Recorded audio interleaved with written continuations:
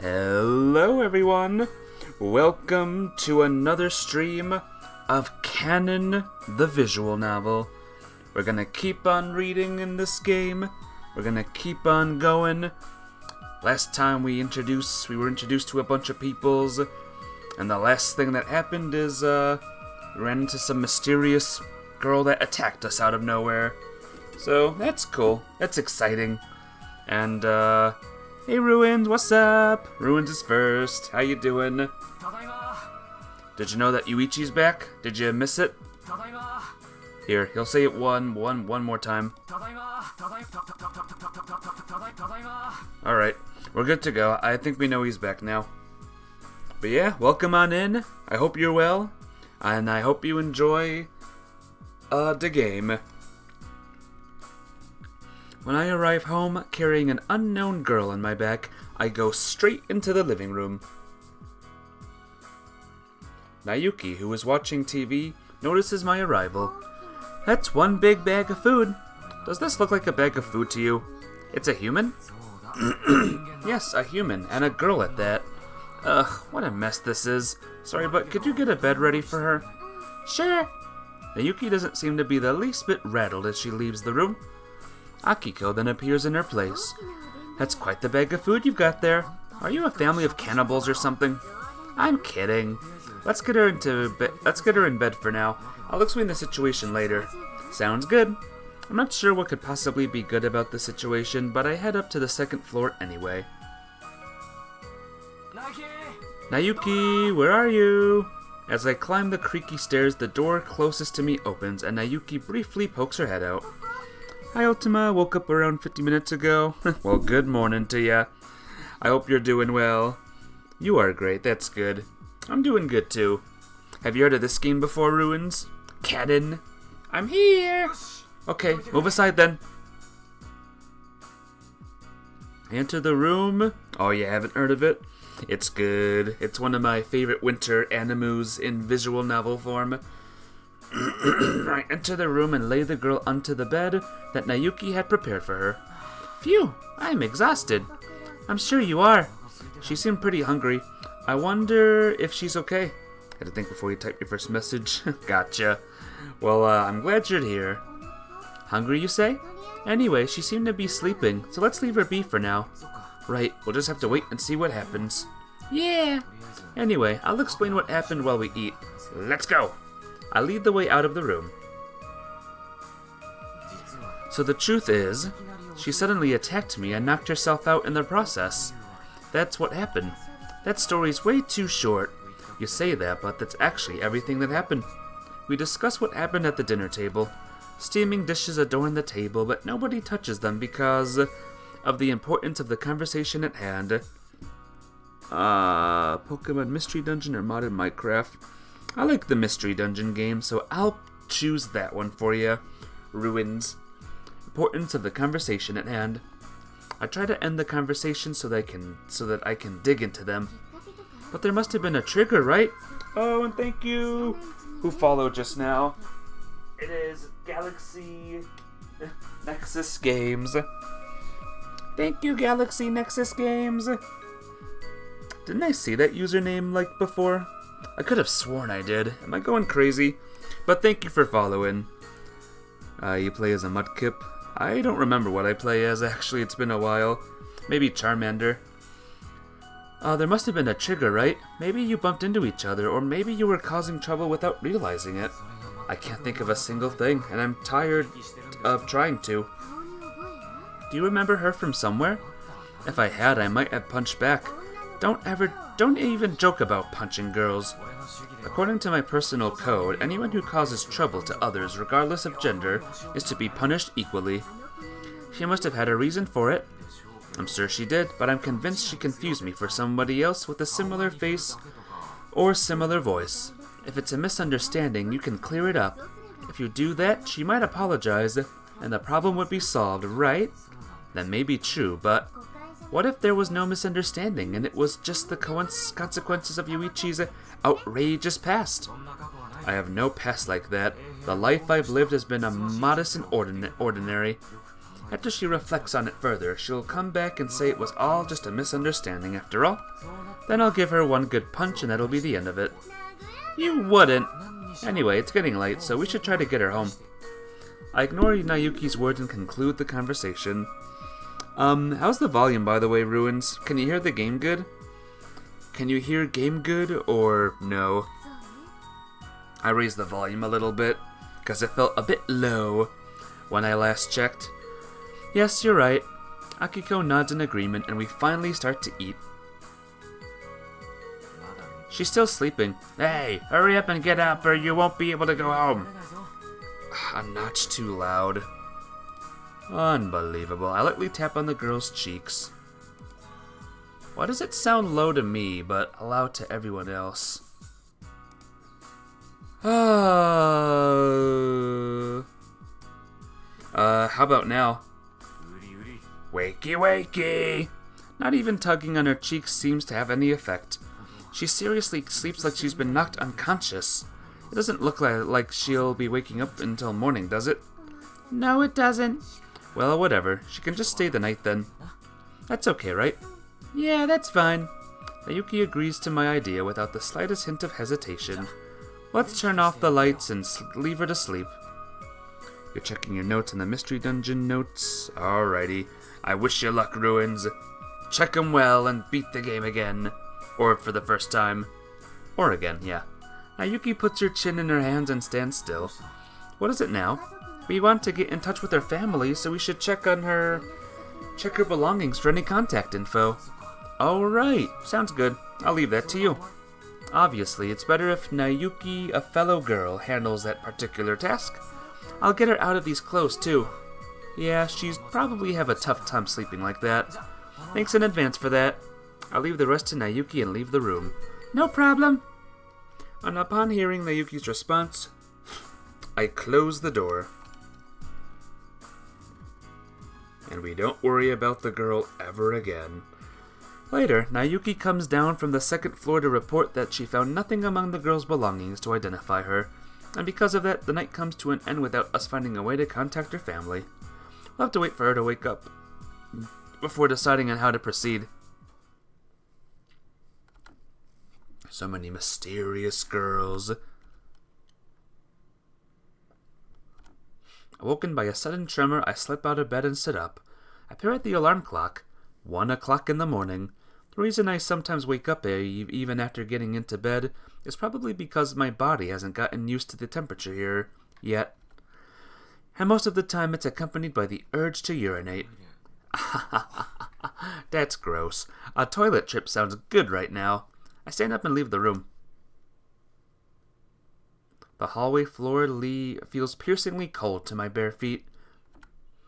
I find myself curious as to whether that girl is sleeping soundly or not, but I don't feel like peeking in and pass by instead.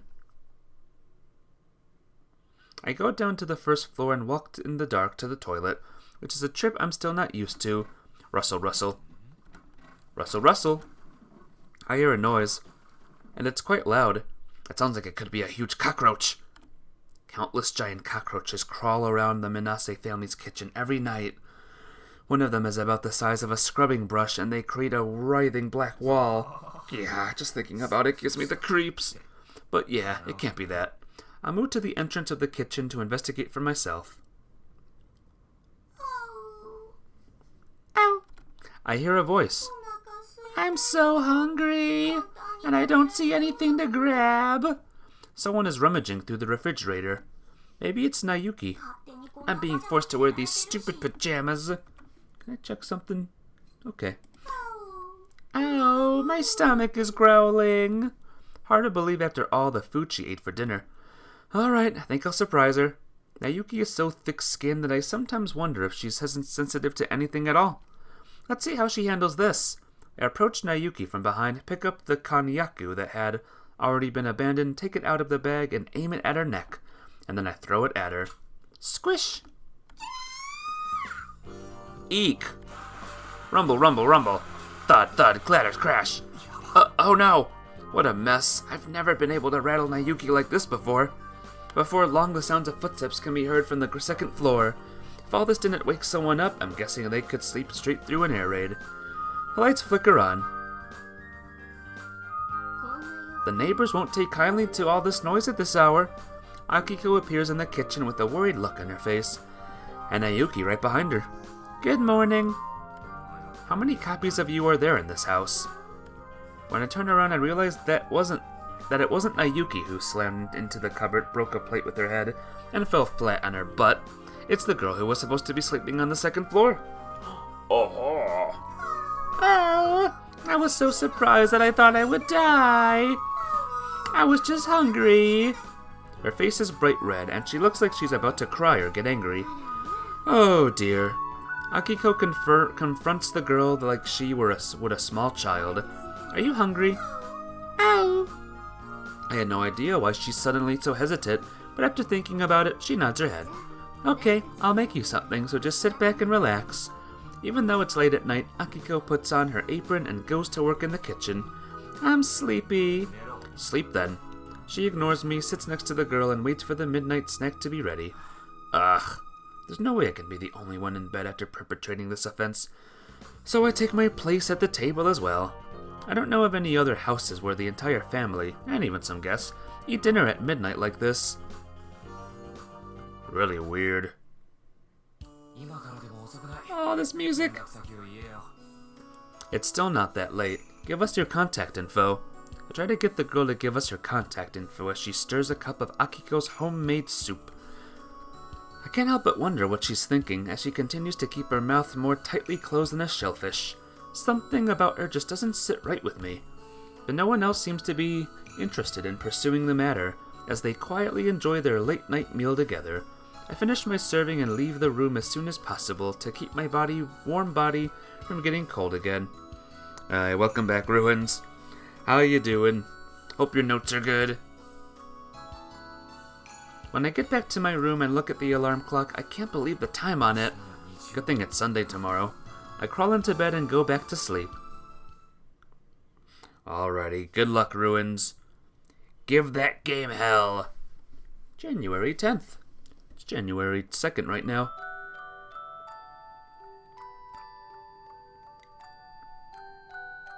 A dream. All dreams come to an end. No matter how enjoyable it was. No matter how scary it was. It ends abruptly when Mom shakes me awake in my warm bed. Again and again.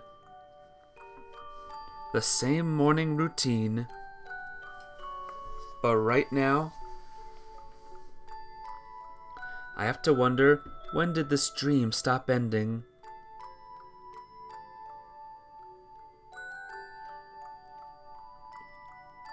I wonder whose lines these are. Could be anyone's. I mean, I know who they are, but I wonder who they are. It's morning, it's morning. It's time to eat breakfast and go to school. It's morning. It's morning. Wake up. It's morning. I rub my eyes and as I crawl out of bed. Bright light is shining in from the curtains. It's time to eat breakfast and go to school. Today's Sunday. Ka-ching. I turn the alarm clock off and look at the dial. 7:30. I apparently set my alarm without thinking last night, and it's not like I have any plans today. Well, it is what it is, I suppose. I should tidy up my room today. Look around the perfectly tidy room and let out a sigh. And I should see what's going on with the girl from yesterday. I change clothes and leave the room. Mayuki's probably still sleeping. Considering last night's commotion, I doubt anybody would be able to wake her up from sleep right now. I pass by Mayuki's room and go down the stairs. Good morning! As expected, Nayuki is not at the dining table. The girl from yesterday is nowhere to be found either. Would you like some breakfast? No, I think I'm going to sleep a little bit more. After all of last night's excitement, a splash of cold water on my face isn't even enough to wake me up completely. Sweet dreams then, Yuichi. I drag myself back into my room and decide that I'm going to sleep until noon. I set the alarm on my clock again and lie down in bed. When I suddenly find myself thinking about the girl again, I easily fall back to sleep. When I wake up, it's 12 o'clock on the dot. Good timing. When I open the door to the dining room, I see the same girl from before. Nayuki is sitting on the other side, waiting for lunch to be ready. Hey, it's 2:10 in real life right now, so it's close to the same time at the moment. But it's Thursday, so maybe not the same time. Though I suppose it's more like breakfast for her. The three of us sit there in silence, Nayuki most likely because she's sleepy, until lunch is finally ready. You should go home after you finish eating. The girl remains silent as usual, as she enthusiastically stirs egg into her rice. I fear that she might have been shocked by something that caused her to lose the ability to speak. But despite my misgivings, I also remember all the screaming she did last night. And that leaves me with the uneasy feeling her silence could be part of some sort of scheme on her part. Your parents must be worried about you. What did you have to say for yourself? This is out of my hands. The girl quietly replies. Out of your hands? Yes, it's out of my hands. So, she seems unable to remember who she is. Nayuki quickly comes to the support of the girl a few words. What? So you're saying she has amnesia? Kinda cool, right? You moron. Pow. I lightly tap her on the head with my fist. Ow, why did you hit me? It's obvious that you're lying. Pretending to be a tragic girl, I'm guessing you ran away from home and don't want to go back. But it's true, though. So it was your plan all along to pretend to be knocked out so that you could get me to bring you back here, wasn't it? That's the fear I had. The girl in front of me is trying to stay in this house. Now with the girl's amnesia, there's a risk that it'll become a reality. My greatest fears might be about to come true. And it's true that I hated you. See, you can't even keep your story straight. Don't you have amnesia? How would you know that you hate me? Ow! When I poke at the cracks that had emerged from that lie, the girl is, as expected, at a loss for words. Nobody's going to protect you for pretending to be in trouble. Yuichi, I think you're going a little bit overboard here.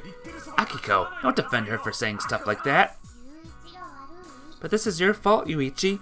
Not you too, Nayuki. Reputation is on the line here. Thank you for the meal. While we are arguing, the girl gets up from her meal, leaving half of her food uneaten. Have you had enough? Yes. When she leaves the room, I can see her going up to the second floor through the glass. Oh dear. I'm at fault here? You were very rude to her. Hold on a second. No matter how you slice it, she's clearly a runaway girl who's trying to stay here by lying, right? And if you say something nice to her, she'll take advantage of you and start acting like she owns the place. Even if what you say is true, she's still just a little girl, right? Yes, she is, but still. If the owner of the household can be persuaded this easily, there might not be anything I can do to object. And heck, knowing Akiko, she might even prefer it that way. So hey, Nayuki. What? I hate to ask, but can you hang out with me later? I have the feeling things might get ugly if I'm alone. Sure. After waiting for Nayuki to finish helping with cleanup, we head to the girls' room on the second floor.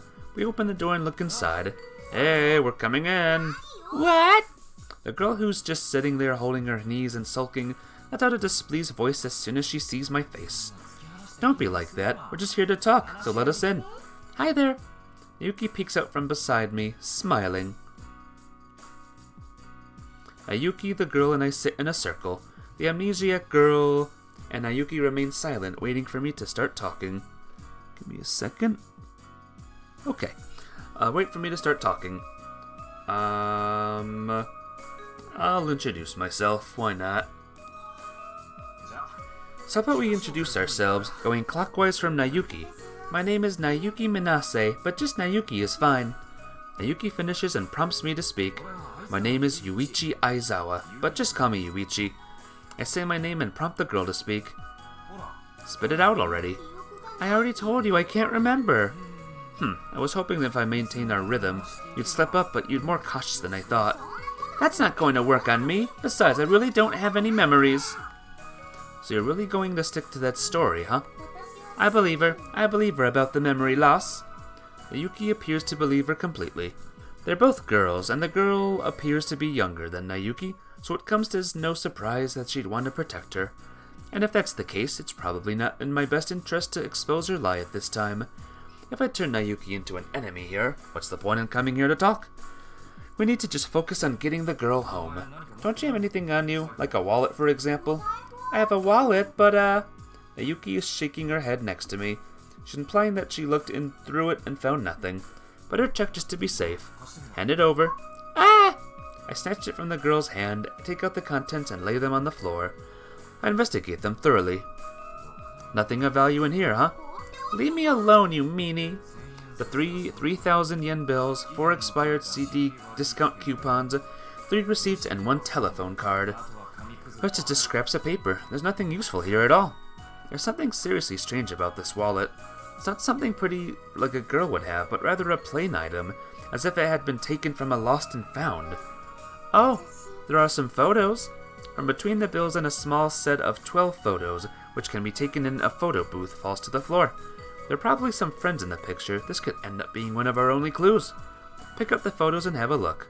She's alone in all of the photos. Ugh, don't you have any friends? I took these after I lost my memory. Did something sad happen that made you want to take pictures all alone? I mean, most girls my age were taking them. I scratch my head and frustrated that the photos aren't of any help. Getting really angry, I peel off one of the stickers. There. I stick it on her forehead. Well, what are you doing? It's proof that you're you. Keep it on like that and walk around town. But it's just the same 2 faces next to each other. Oh, right. Sorry. So sorry. Oh, you poor, poor thing. Nayuki peels it off and hands it to the girl. Ow! The girl tries desperately to put it back on the sticker sheet. However, once removed, a sticker is likely to fall off again. Still, she manages to fit it back into the small frame, and with a sigh of relief, she puts the sheet back into her wallet. I really don't understand why it's so important to her. So what are you going to do now? Stay here until my memory comes back? Call the police, Nayuki. Well, why? It's their job to take in unidentified girls who have nowhere to go. Hold up, I don't want that. I don't know what happened to make me end up where I was. All the more reason to involve the authorities. I just want to be left alone until my memory returns. I'm so scared right now. I'm scared of you. You can't mean that. Didn't you threaten and attack me? Well, that was what? It was because you're my only memory. Your only memory? I forgot a lot of things, but there was one thing I remembered.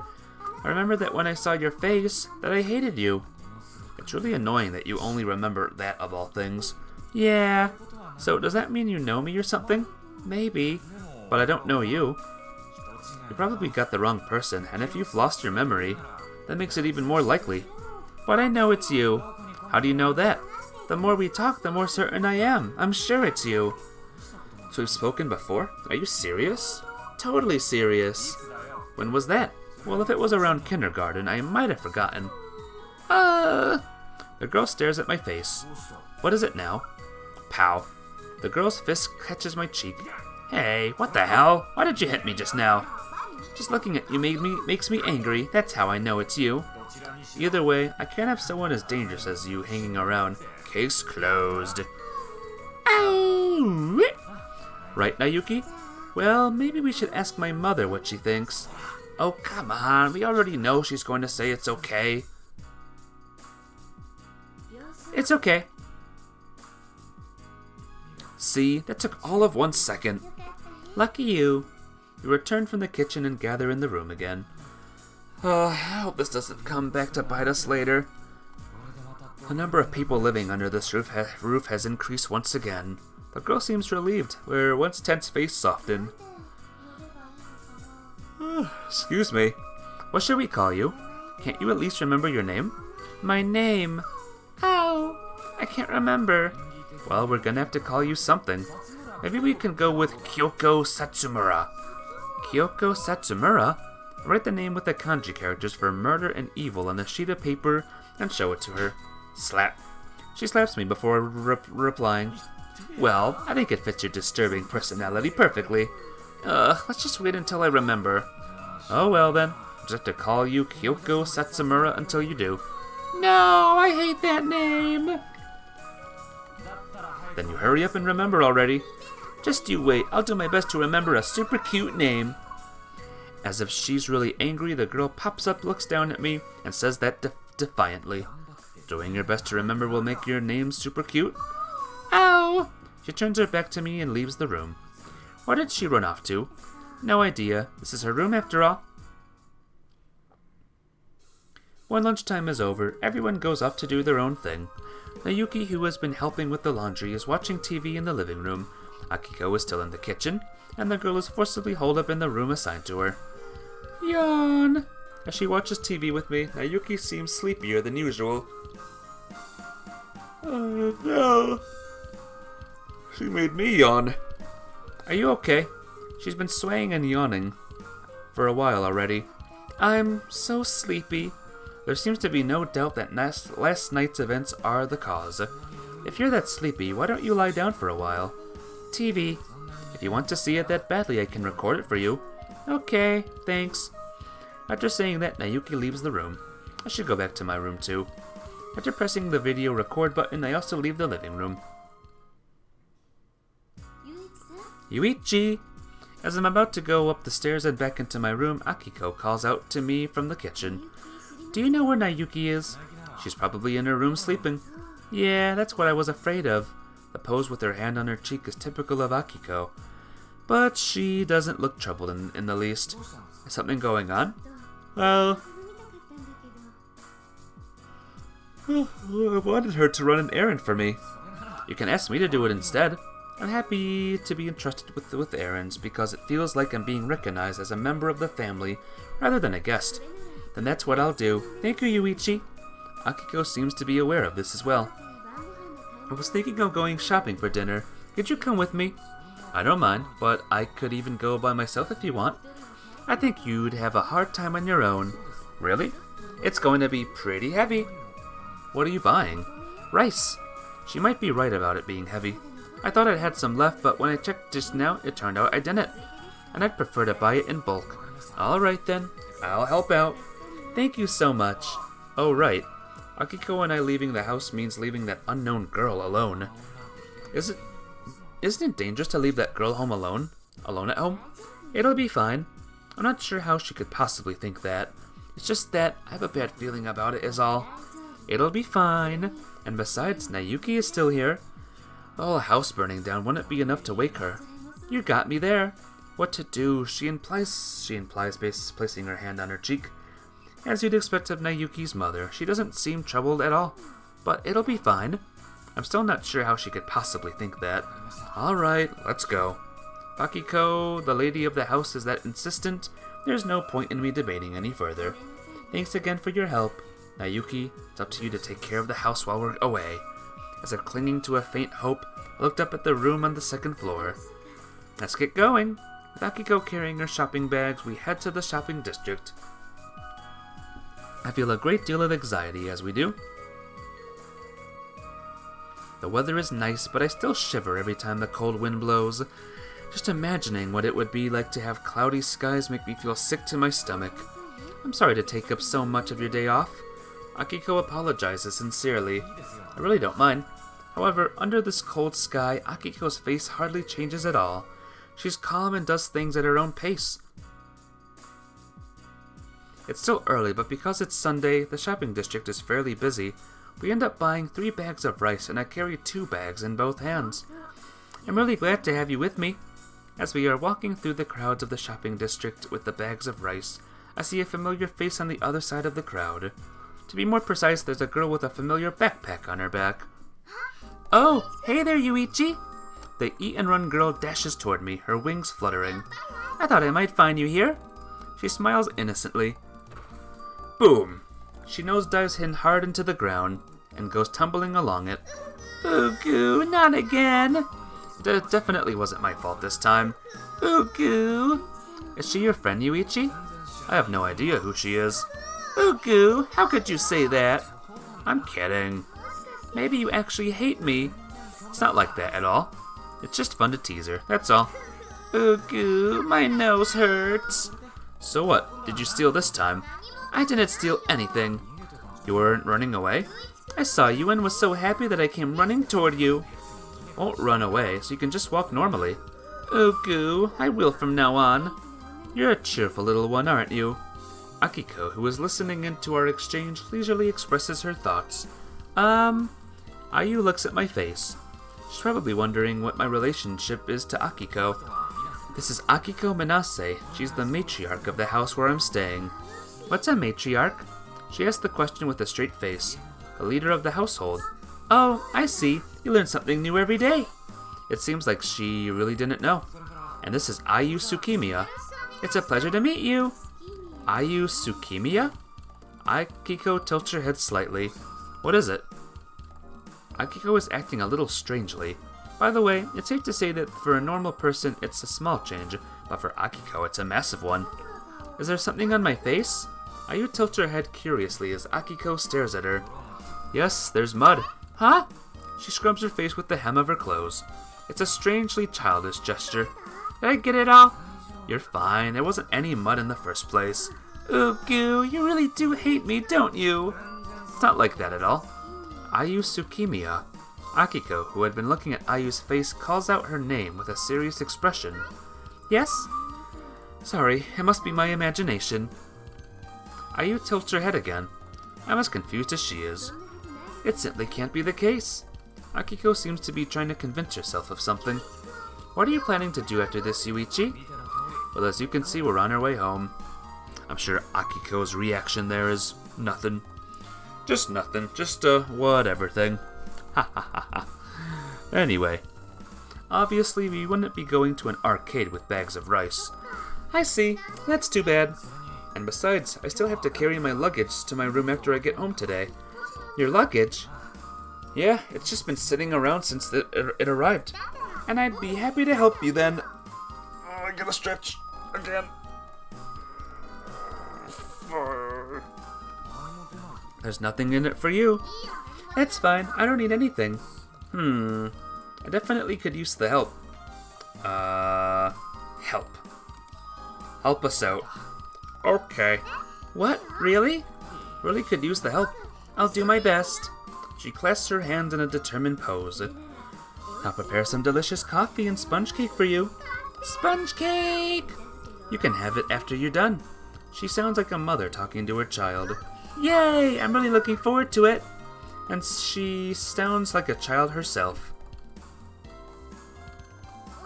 Sorry for the disturbance. Ayu sheepishly calls out the greeting. You seem so meek suddenly. You should just plunge face first into things like you always do. Ooh, goo, that's not me at all. Ayu reacts as expected. I leave her at the entrance and go inside first. 2 people left on the trip, but 1.5 times as many came back. You can leave the bags of rice there. I put down the bags I was carrying in the hallway. Wow, this is such a big house. Ayu is standing at the entrance and looking around curiously. Seeing that she doesn't come in without permission tells me that she might be surprisingly polite. How many people live here? Akiko, myself, and my cousin. Though right now I could probably include the mysterious girl. The girl's shoes are still in the entryway, so she's probably still in the house. Is it okay if I come in? You won't be able to help out if you don't. Oh, yeah, you're right. She quickly takes off her boots and steps into the house. Ah, is this your luggage? Behind the entrance, there's a pile of cardboard boxes. Well, that's a lot. If you want out, now's your chance. It'll be fun if we work together. It's true that I'd be in trouble if Ayu were to quit now, but I suppose it's no different than getting help from a cat. I'm way more useful than a cat. She pumps her fist with gloved hands, but rather than enthusiastic, it comes across as more of a cute gesture. Oh right, my coat will be in the way if I don't take it off. She puts down her backpack and takes off her overcoat. I thought she was wearing a skirt under the coat, but it turned out to be culottes. They look good on Ayu, but also make her look younger. Sorry to keep you waiting. We were finally ready to get started. The sooner we finish, the sooner we get to eat sponge cakes. However, it's true that a tinge of anxiety remains. Give me a second, guys. Okay. Oh, so this is your room, huh? Her tone makes it sound like she's standing in front of an important cultural property. It's really empty, so let's change that. Oh, right. picked up the wrong person for the job, or I picked the wrong person for the job. Those words immediately crossed my mind. I'll carry all the cardboard boxes into this room. Can you please unpack the contents and arrange them neatly? I can help you carry them too. No, I think that might be a little much for you. Okay, if you say so. Anyway, thanks in advance for your help with the contents. Sure thing, I'll do my best. I bring in the luggage and Ayu takes out the contents. Although it's difficult, I believe this to be the most efficient division of labor. And when I carry the last box to my room... You're not making any progress at all. Most of the cardboard boxes remained unopened. Yuichi, this comic is really interesting. Stop reading. Oh, I can't. Why not? The comic was just getting good. Go home. Ugu, but I'm here to help. You're not helping. Sorry. Anyway, we now have to unpack these boxes. Yeah, I'll try to do better this time around.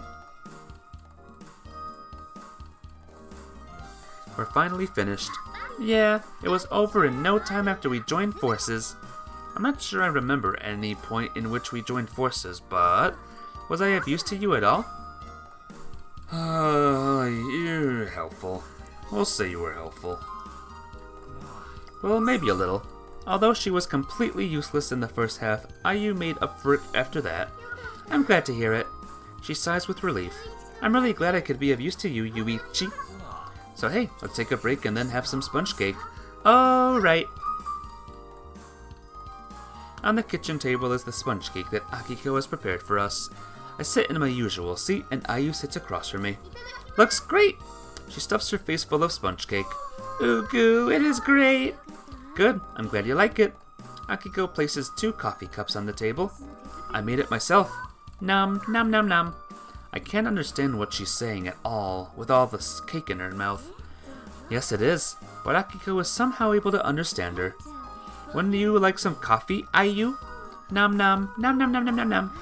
Oh, so you don't like hot drinks. You will probably prefer some milk then. Nom nom. She holds the cup of milk that Akiko brought her with both hands and gulps it down. Phew! She places the empty cup on the table and takes a deep breath. You're the best, Akiko. The sponge cake was absolutely delicious. Thank you for saying so, Ayu. Seeing them together makes me smile, because they look like mother and daughter. Ah, I should be on my way. Ayu looks at the clock on the wall and stands up. And I'll walk you to the front door. Thank you, Yuichi. The sun is already setting when we get outside. I'll be heading home now. Orange light illuminates Ayu's figure. Can you make it back on your own? I'm not a kid, you know. Do you know the way home from here? That's what I meant to ask, but it seems like she'll be okay. Bye-bye, Yuichi.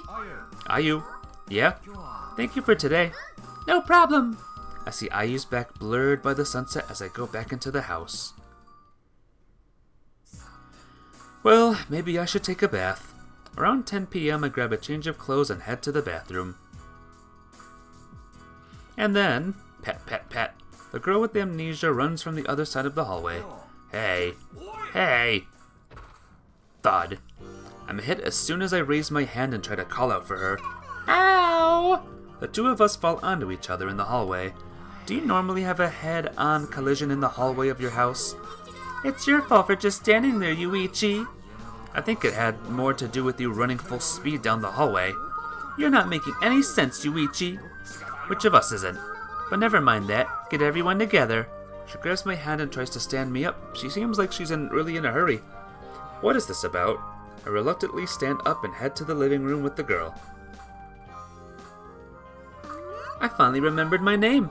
Maybe you'd remember more things if I hit you some more. I blow onto my fist. No, the collision just now had nothing to do with it. I see. Sorry to hear it. So what's your name then? My name is Makoto Sawatari. Nice to meet you.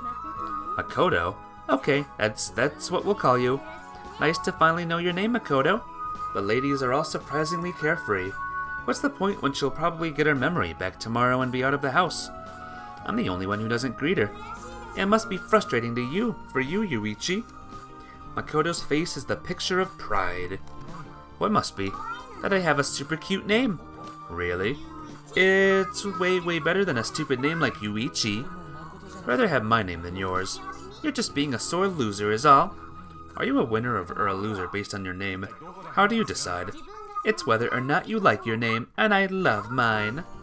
Now that she mentions it, I really can't say I like my name all that much. Ouch. You win. Well, I think it's about time for baths. It's getting late. Yay, I'm first! Makoto raises both arms in response to Akiko's words. Shouldn't you do that with one hand, you dolt? Shut up, Yuichi. Bath time! She dashes out of the living room. Knowing her, she'll be naked even before she turns on the hot water. As expected, Makoto was later found wandering around wearing only a bath towel.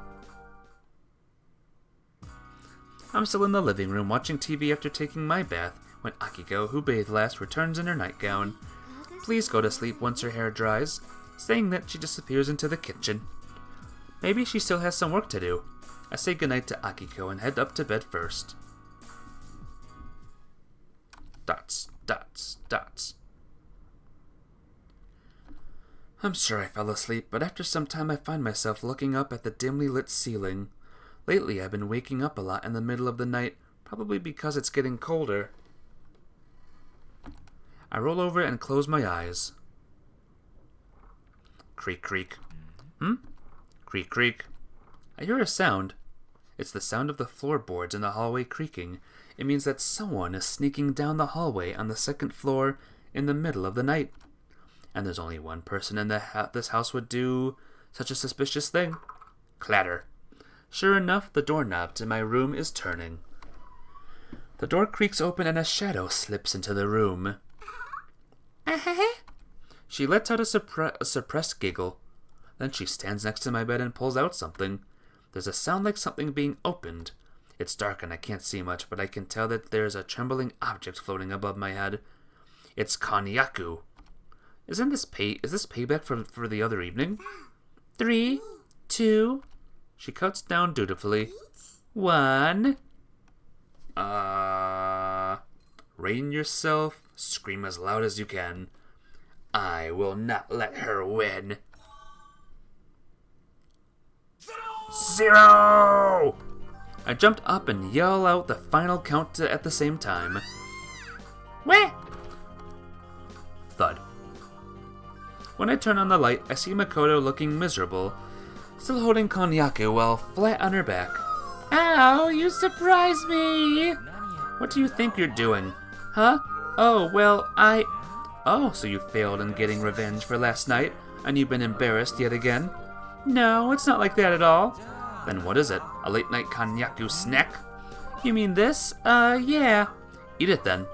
What? Now? I guess you just opened it thinking you were going to eat it. I mean, you wouldn't open it if you didn't want to eat it now, would you? Oh!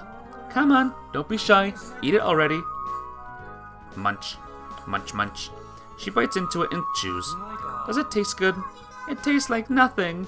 She looks like she's about to cry as she sticks out her little tongue. Go ahead, eat the whole thing. No way, I'm totally full.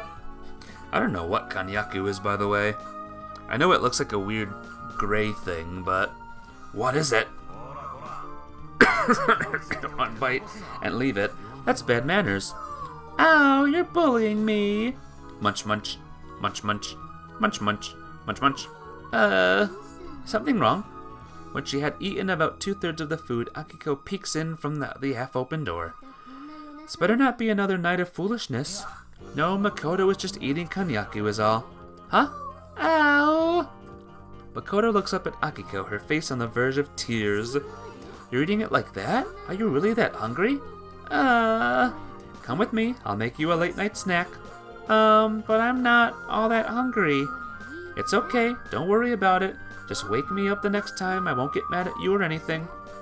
Akiko takes Makoto by the hand and leads her away. Sweet dreams.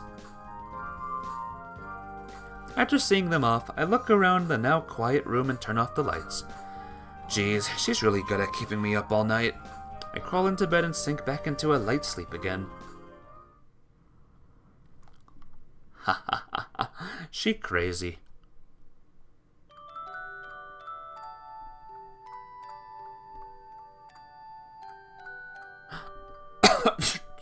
a dream. Excuse me. Or I'm waiting for someone. I hear the noisy crowd from afar. I sit on a little bench, waiting for someone who will never appear. I wait for hours,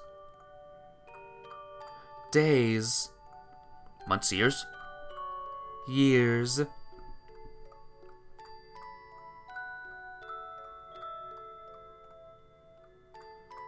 Well, that happens. I'm gonna get a wee little drink.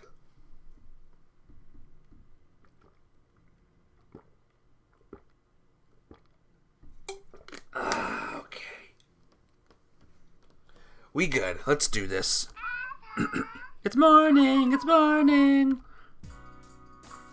Ka-ching. My alarm clock stops with a small sound, and I wake up as it does. I'm still feeling sleepy. It's a small miracle that I can even wake up to this alarm clock. I quickly change my clothes and leave the room before I feel the cold. Little by little, I'm beginning to understand the basics of this area. I guess you could say that I'm getting used to it. Makoto appears from the other side of the hall, looking a little pale. Good morning, Makoto. Burp. Is a burp any way to greet someone in the morning? Ow, good morning. Something wrong? You don't look so good. The heartburn won't go away. That's what you get for asking for food in the middle of the night. I didn't ask for anything. That was all your doing, Yuichi. What did I do?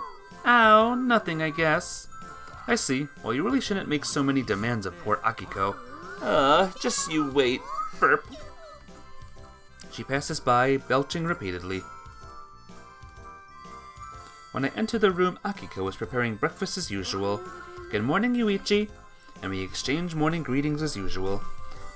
Mixed in with this usual scene is one person who was not as usual. She always seems to be quieter around Akiko. Because she's being so quiet, I can't start anything, so I decided to ignore her for the time being. Eventually, Nayuki, who is still more than half asleep, walks in unsteadily and breakfast begins as usual. It's cold.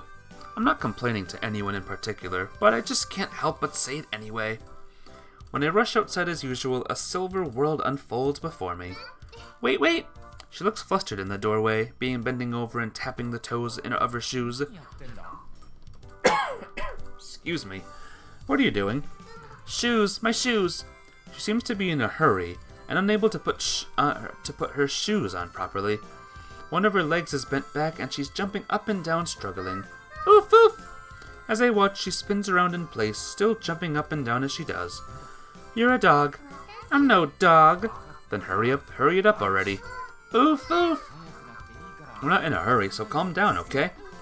There! After spinning around a lot, she finally finishes putting on her shoes. I got them on! What time is it now? 8:16. I feel like I have less and less time each day. Let's run, Nayuki. Hey, wait! What is it now? I need to water the plants. You don't need to do that now. But I think they're really thirsty. I'm sure Akiko will water them. Yeah, probably. Let's run then. Ah! What is it this time? I have to pass along the neighborhood notice. You can do that after you get home. But the non-burnable garbage day was changed. I get it, but we'll have plenty of time to do that after school. Okay. Okay then, let's get going. Okay. It's my third day, and I'm starting to vaguely remember the route. I grab my bag and start running faster than the confused Nayuki. I'm coming! Nayuki begins to run as well. As you'd expect from a track and field team member, Nayuki is fast. Or maybe she only seems fast because of how slowly she normally goes about things. I wonder if we'll make it on time. If we don't, you'll be to blame. Well, you're mean, Yuichi. Isn't there some kind of a shortcut? A shortcut? The roads around here are quite complicated. A cold wind is blowing through the residential area covered in pure white snow, scattering the powdery snow on the roofs. Isn't there some kind of shortcut that only the locals know about? If I knew of any, I'd already be using it. Makes sense. She definitely has me there. The air I breathe out with a sigh of is white, forcing me to recall how far away this place is from where I had lived until recently. Maybe we could try one of the side streets. I don't think that's a good idea. Let's give it a try. It'll be fine. We can still make it in time if we run normally. Even if we make it on time today, what about tomorrow and the days after that? That's why it might be better to find a shortcut sooner than later. I hate that idea. Then you can wake yourself up from tomorrow. Now you're threatening me. What of it? Fine then, I'll go with you. It's okay, everything will work out as long as we're heading in the right direction. I really think this is a bad idea. She looks down anxiously, but follows behind me as soon as I start running. While keeping tabs on the direction, I run along a random side street. I don't know this place. Still holding her bag, she timidly gazes at the surrounding scenery. It's kinda scary. And? We're back here again. I'm lost. What did I expect? I think we're definitely close to the school. But if we're near the school, we'll probably hear a chime. Is it that time already? Hey J-Man! How you doing today? This is called Kanon. It's a visual novel. And, its anime form is my favorite winter anime to play. To watch rather. But how are you? How are you doing today? How's life treating ya? Yeah, should be around that time now. Did you hear a chime at all? No. I didn't hear one either. Sorry, this is all my fault. Cool. You're doing good? Awesome. Are you ready for a brand new year, J-Man? I hope so. You owe me a strawberry sundae. Okay, it's a promise. That's good and all, but... Ayuki looks around at the surrounding scenery anxiously. What are we going to do? We're lost. And I'm lost for the second time. What did you do that time? I asked someone for directions. So, what about when there's nobody around? What are we going to do, Yuichi? I know, it's 2025. Ain't that crazy? Ain't that flippin' insane, J-Man?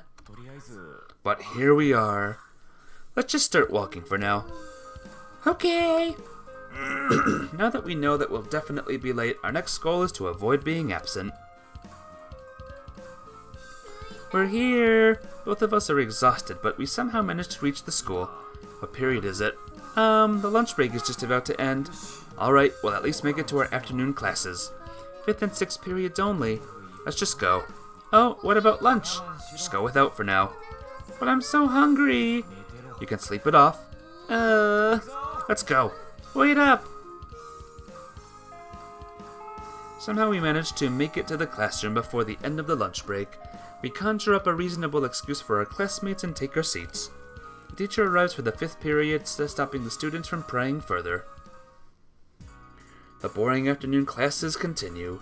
I look to the side in an attempt to amuse myself, but Nayuki is earnestly copying something off the blackboard. I guess I can just borrow her notes and copy down whatever she writes later. The thought leaves me feeling relieved. And the second I feel relieved, I lose my ability to concentrate on class. Wonder if it'll ever stop snowing. The time passes as I realize my chin on my hands and casually look out the window. Ishibashi is my 6th period teacher, so homeroom begins the second the class ends. And that ends before long as well. It's finally over. Still sitting, I stretch out a bit. In the seat next to me, Nayuki is getting ready to leave. Nayuki, do you have club again today? Yes I do. I see. No worries then. What's up? There's this CD I'm looking for. I was thinking of buying it on the way home. Well, if it's CD you're after, there's a place that sells them in the shopping district. That's why I was hoping you could help, but if you've got club today, it's kind of hard to explain where it is. Nayuki lowers her voice apologetically. I can try to find it on my own. Should I draw you a map? No, I think I'll be fine without it. Okay, sorry, can it be of more help? Walking alone in the shopping district after school, I search for a CD shop without having any idea where it is. The piles of snow gathered on the sidewalks are turning red. Darn it, I should have at least asked for the name of the store. Time passes by without any clues whatsoever. The only stores I remember the location of are the coffee shop and the rice vendor. Used to know a lot back when I used to live here. It's even possible that I've been to the CD shop before. I can't remember. I never wish more for my memories of the past to come back to me. Yuichi-kun! Yeah. I suddenly feel a heavy weight on my back. It is you, Yuichi! When I turn my head, I see Ayu climbing on my back. Hehehe, I'm so happy. Don't me. Get off my back. Where? I quickly turn around and use centrifugal force to peel Ayu off of me. Ugu, you threw me aside. Ayu, how could you? I was only trying to hug you is all. Could you please just approach me normally for a change? That was normal. Did you not just say it is you? Yes, I did. So you attacked without being sure it was me? But it wasn't an attack, it was a hug. One in the same. Ugu. Ugu. Ugu, don't imitate me. Ugu. Ugu, that's so cruel of you. Ugu. Ugu, I'm sick of you. She turns away with a pout. I was joking. You were cruel. I seem to have overdone it as she continues to look off to the side. Apologize sincerely. Admit defeat sincerely. Okay, you win. Huh? I can't pull it off. Ugu is only for you to say. Silence. And her shoulders are trembling a bit. Ugh, I'm seriously sick of you. It seems that I've really made her mad. Are you, by chance, mad? Of course I am. Sorry, but I was only joking. Guess I really did overdo it after all. She keeps her mouth shut while looking to the side. So, you won't do it anymore? I promise. A few moments later. Alright then. Her expression slowly softens. I forgive you. She nods with her usual carefree smile. But we really run into each other often, huh? Excuse me. Yeah, quite the coincidence. The reunion with Ayu and our meeting again today.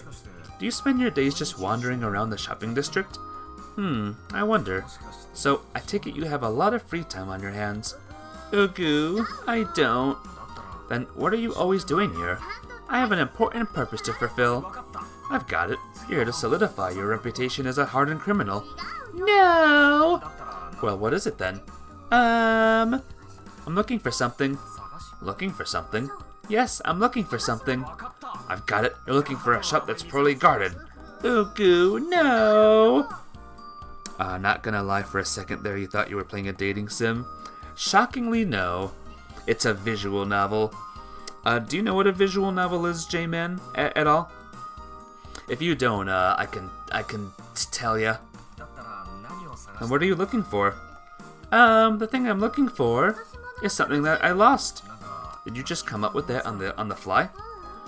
No, I'd never. Oh, you do know what one is? Awesome. It might be a dating sim in a way, but it's also... No, it's not. It's a big old visual novel from a good company that makes good visual novels. Like Kanon. So the thing you've lost, is it a wallet or something? No. So what did you lose then? Something important. Something very, very important. Something important? Yeah, and the thing I lost is... Huh? Ayu tilts her head in confusion. I can't remember. Huh? For the life of me, I can't remember what I lost.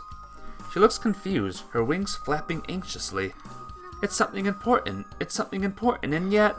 All I know is that I have to find it soon. I can't remember what it is. She seems confused, like she doesn't know whether to laugh or cry.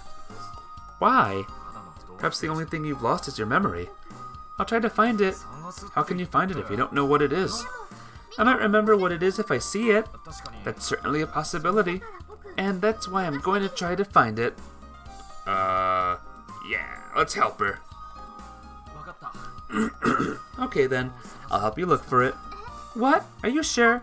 I was planning to wander around until I found the CD shop anyway.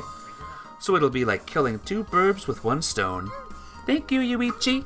So how exactly are we going to look for it? Comb the vicinity, maybe? We need a lot more people for that. Right. She shakes her head as if impressed. Do you even know what it means to comb the vicinity? No, I just thought it sounded kinda cool. While I'm very nervous about what's to come, I've made my bed and now it's time to lie in it. Let's start by retracing your steps. Why? Doesn't it make sense that you lost it on the way here? So you mean my steps today? Another? But I didn't lose it today. See you around, Nayu. Ugu, wait! Why didn't you look for it when you lost it? I can't do anything about that now. I don't really know either. I only just remembered it a little while ago. What's that supposed to mean? I remembered it when we were talking earlier. I remembered that I'd lost something important. But what is it, and when I lost it, remains a mystery to me. I don't know what it is, only that it's very important. Very important. Ayu's voice is trembling, and that's why I have to find it. While her words sound absurd, her expression is serious. It really seems to be bothering her that she can't remember. It's bothering me as well. I can't remember almost anything from when I last lived here. Yuki insisted that it'd come back to me in no time at all. And the truth is that I actually do remember a lot of things now, but I can't remember what happened on that last winter day 7 years ago. Anyway, staying still isn't going to do us any good. True. So I guess we'll just have to walk around the places that you usually visit. Ugu, I'm sorry about this, Yuichi. There's no need to apologize. Let's just head to the first place. Where is the closest place that you usually visit? As if rewinding her memory, she looks up at the sunset sky. The candy shop on the corner over there. The sweet shop? Okay then. Hold on a second. What is it now? Didn't we get a shovel first? What would we need a shovel for? To dig up the ground, of course. And why would we need to do that? To find what I'm looking for. Are you looking for Tokugawa's buried treasure or something? I don't think so. And there's no way this lost item of yours would be buried in the ground. Ugu, I know, but... Anyway, let's get moving. Okay. We're here. Well, does it look like it's here? She looks around, her gaze serious. I don't think so. Okay, next stop then. That would be the crepe shop across the street. It's obviously in a forest or something if it's in the ground. How about this time? Did you find it? They got lots of new crepe flavors on the menu. Go home. Ugu, I'm only joking. I honestly can't tell if you're being serious or not. I'm always serious. So is it here? I don't think so. She looks down, unsure of herself. What's next then? There's another candy shop a little further down the road. Hey, Ayu. Yeah? Not that it's any of my business, but do you visit anything other than food stalls? Ugu, don't even go there. After that, we visit several more stores until just before sunset, but fail to find what we're looking for. The next one will have to be the last. Yeah, okay. Some of the stores are already closing for their shutters for the day. They said there's a cake shop over here. Yeah, Ayu leads the way. Huh? When we get there, there's no cake shop to be found. In its place is a large bookstore. There's no cake shop here. That's strange. I was sure there was. She tilts her head again. Maybe it went out of business. But I thought it was here until only recently. Maybe it only happened recently. Yeah, maybe. So do you see what you're looking for? Helplessly, she shakes her head. However, I'm sure we'll find it, because I was able to remember, and that's a huge amount of progress in itself. A smile on her face looks forced. Will you look again? Yes, of course. And I'll help you again next time you do. Thank you, Yuichi. I'll be seeing you. Bye-bye, Yuichi. Just like always, energetic for no reason. She disappears into the depths of the shopping district. Ah, Yuichi, you're late. When I arrive at the house after sunset, Nayuki is already home. Did you find the CD you were looking for? Forget about the CD. I couldn't even find the shop. I don't have a club on Thursday this week. Want to go together then? It'll be a huge help. It's not a problem at all. Yuichi! As soon as I return to my room and put my bag down, I hear Makoto's voice as the door opens. Don't you know how to knock? I stop unbuttoning my uniform and look at Makoto's face. Is this where you've been hiding, Yuichi? Who says I've been hiding? I just got back from school. Can I come in then? You're surprisingly polite for someone who's obviously gunning for me. Wanna play while the sun's still up? You're really easygoing, aren't you? Can we? So is this his room now? It's all decorated and stuff. Wow! She walks in, stands in the center of the room, and looks around. What's this? She reacts to something on the desk and raises her voice. Oh? Makoto picks up a comic book and looks at it. It's just a comic book. What's the big deal? For whatever reason, she's flipping through the pages and looking at it. If you want to read it, I'll lend them all to you so that you can read them in your own room. Hey, Makoto. Yuichi? What?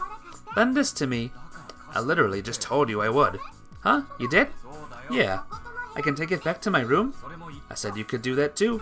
Oh, are you sure? I'll bring it right back. Yeah, I'm sure. What is it? Can I take them all? I said you could do that too. Haha, lucky me!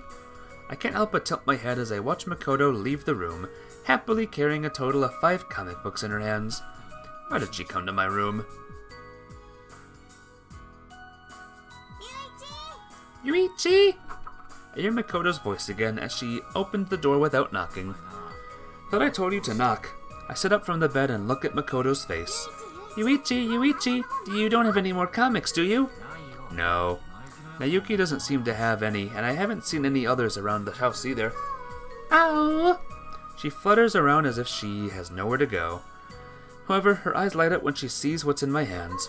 What's that? This? Can't you see what it is? Well, it's white and looks soft. It's a meat bun. A meat bun? Here, get a whiff of this. Okay. Makoto nods and flops over to the side of the bed. I bring half of the still steaming meat buns close to her nose. Sniff. Ah! Crack. Ow! Makoto was about to eat when I quickly pull my hand away, causing Makoto's teeth to bite down hard on themselves. You're a sneaky one, aren't you? You are? I said you could smell it, not eat it. You're drooling. Wah! She hastily wipes off the drool on the sleeve of her jacket. Get out of here already. If you stay any longer, I'm afraid I'll end up with stumps for hands. So, hey, did Akiko make that for you? No, I bought it on the way home. Wonder if I can buy one too. Hey, Caesar Bobcat. Welcome to the stream. Welcome to the morning stream. How you doing today? You have money, right? If you go to the shopping district, you can buy one for yourself. What about comics? Can I buy them too? Yep, them too. Makoto takes her wallet out of her jacket pocket and starts glaring at the contents. Ow! Hey, you don't have to sulk in my room. Go cry ow ow in your own room. I'm going to the shopping district. Okay, get going then. Makoto runs out of the room as fast as she can. Have you seen this game before, Caesar Bobcat? This is a visual novel called Kanon, and it's really good so far. I finished the book I was reading and look at the time. It seems like dinner is still a ways off, but I also feel like there's not really enough time to do anything. Maybe it'd be nice to just space out for a bit. Spend time in a daze. Makoto's room. We'll do Makoto's room. Excuse me. Makoto is probably back by now. Makoto! Open the door to Makoto's room without knocking. Anybody home? Oh, hi. I see her lying on the floor in front of me. Yeah. She gives me a lazy, half-hearted reply. What are you doing? She seems to be lost in a book. Oh, you're eating something delicious, aren't you? In her hand is the Chinese steamed bun I told her about earlier. When I look into the bag in her hand, I see that she still has one more. Peak gameplay. Press A to move forward, and that's it. It's press A to, or enter, or mouse button to move the dialogue forward. And you make choices sometimes too. It's for it's mostly a story that you listen to or read. It's good. Trust me, it's good. I can help you out with that. You won't have room for dinner if you eat it. I take the last one off her hands. Ahaha. Makoto is laughing to herself while reading her book, possibly oblivious to what I've just done. What's this? That. A comic? Yeah. Wow, you bought so many. How much did you spend on all this? When I look around, I see that the room, which had been empty, is already piled high with comics and magazines. The ones I lent her at the bottom of the pile.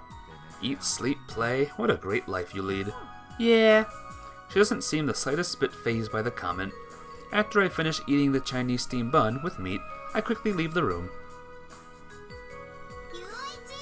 Yuichi! The door is thrown open. Don't you know how to knock? You left with it, didn't you, Yuichi? Left with what? My last meat bun. No, I didn't leave with it. Liar. It's the truth. I ate it right there in front of you. Where is there? In your room. I ate it while you were busy reading. What? When did that happen? How did you not know? I called out several times and even asked if I could eat it. You'll sit to listen to audiobooks on YouTube. Technically, this could be an audiobook. This music with these characters with my epic, amazing voice. This could technically be an audiobook. Epic voice that I have. That's a good one. What was my answer? You said I could have it. You're lying, Yuichi. You sneakily left with it. Like I said, you told me I could have it. Anyway, don't come into my room while I'm reading. Alright. Ow, my meat bun. Hey, if you were to eat 2 of those at this hour, you'd be too full for dinner. I'll be okay. You're like a little kid. My meat bun. She slams the door and runs down the hallway. After eating dinner, I decided to go back to my room. Just as I touch the doorknob, I hear footsteps coming up the stairs. When I turn my head, I see Nayuki rushing in my direction. Yuichi? Here to give me an after-dinner massage? You wish. Besides, if I were to give you a massage so soon after eating, you'd probably get sick to your stomach. Fair enough. I'll have one after my bath then. I start to enter my room, but Nayuki tells me to stop before I do. I'ma just play Fire Emblem. Sounds good. Kick butt, alright. Kick butt and do better than I'll ever do in that game. I wish you luck, my friend. What's up? I haven't told you what I wanted. We can talk all you want after my bath. I'm not giving you a massage. What do you want then? I'm here to get my notebook back. Your notebook? My face goes blank. I let you my notebook. Oh right, you did, didn't you? Remember borrowing your notebook last week to catch up on what they'd been studying? However, I only borrowed it and never bothered to actually look at it. I want to review my notes, so please get it back to me tonight. Alright, hold on a second. Enter my room and open the desk drawer where I pull out all my textbooks and notebooks.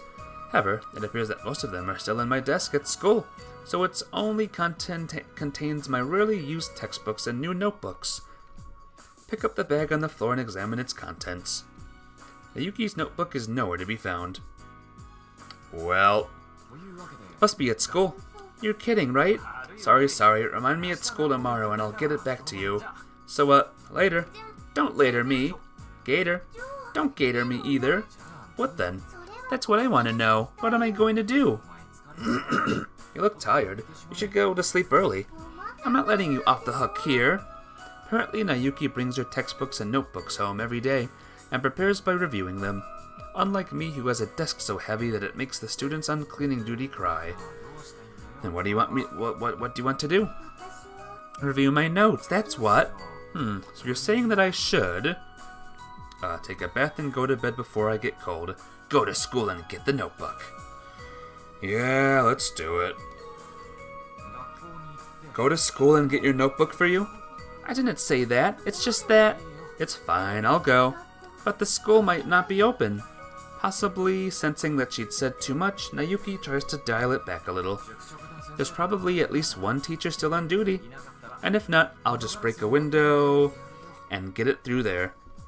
You're at the Anna paralog and engaged, but for some reason this random child appeared instead. Yeah, that might be Anna.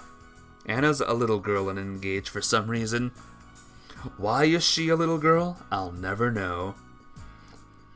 I wonder what the story with Anna is in general. Why is she in all these games? Don't do that. I was kidding, but anyway, I'll head there now. Isn't it cold outside? Probably, but I'll just jog to stay warm. Really? Really? Whoa, Asian Kui! Thank you for the raid! How you doing? Welcome on in! I go back to my room and put on my coat, and when I come back out, Nayuki is still standing there. I'm sorry. I'm the one who can inconvenience you, and I have to own up to it. Walk past her and go down the stairs. How you doing?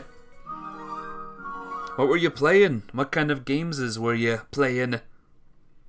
Thank you so much for raiding, though, Shinkui. I gotta check out your stream at some point. Remind me, alright? I gotta check it out someday. But thank you again, you're awesome! When I step outside, it's intensely cold. Happy New Year. Happy New Year to you too.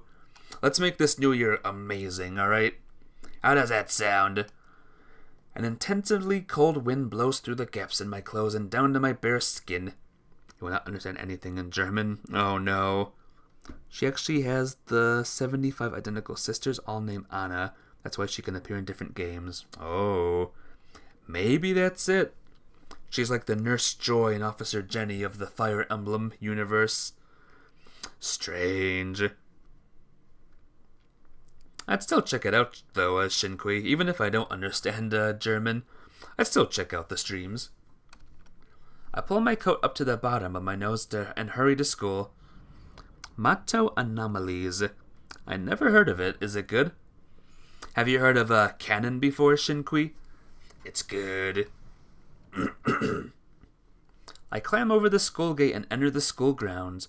Only a nightlight lights the vast front yard, and beyond that, the huge school building is but a hollow shadow.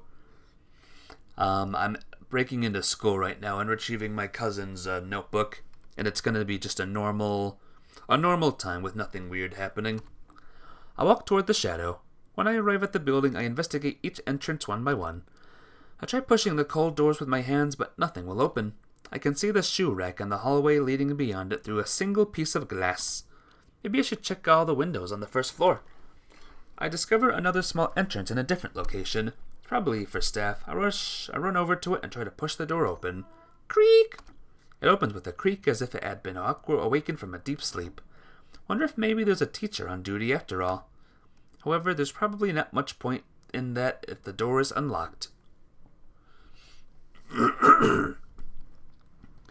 It's like a private detective, but kinda not. Yell people, you could say killing monsters and turn-based. You like it? I'll have to check it out sometime. Sounds like a fun game. When I reach my classroom, I put my hand on the door. How carelessly can the management here possibly be? The door opens and an empty classroom appears in front of me, much like it would if I got here in the early morning. The classroom is silent and the cold air greets me. I walk across the classroom to my desk. I feel relieved for some reason. It feels like I finally found a point of contact with reality. The school building at night is just so radically different. I easily find the notebook I'm after. Holding it in my arms, I quickly follow the path from which I came and head toward the exit of the classroom. Hey Lily! Welcome to the stream, how you doing? Good to see you here too, my friend.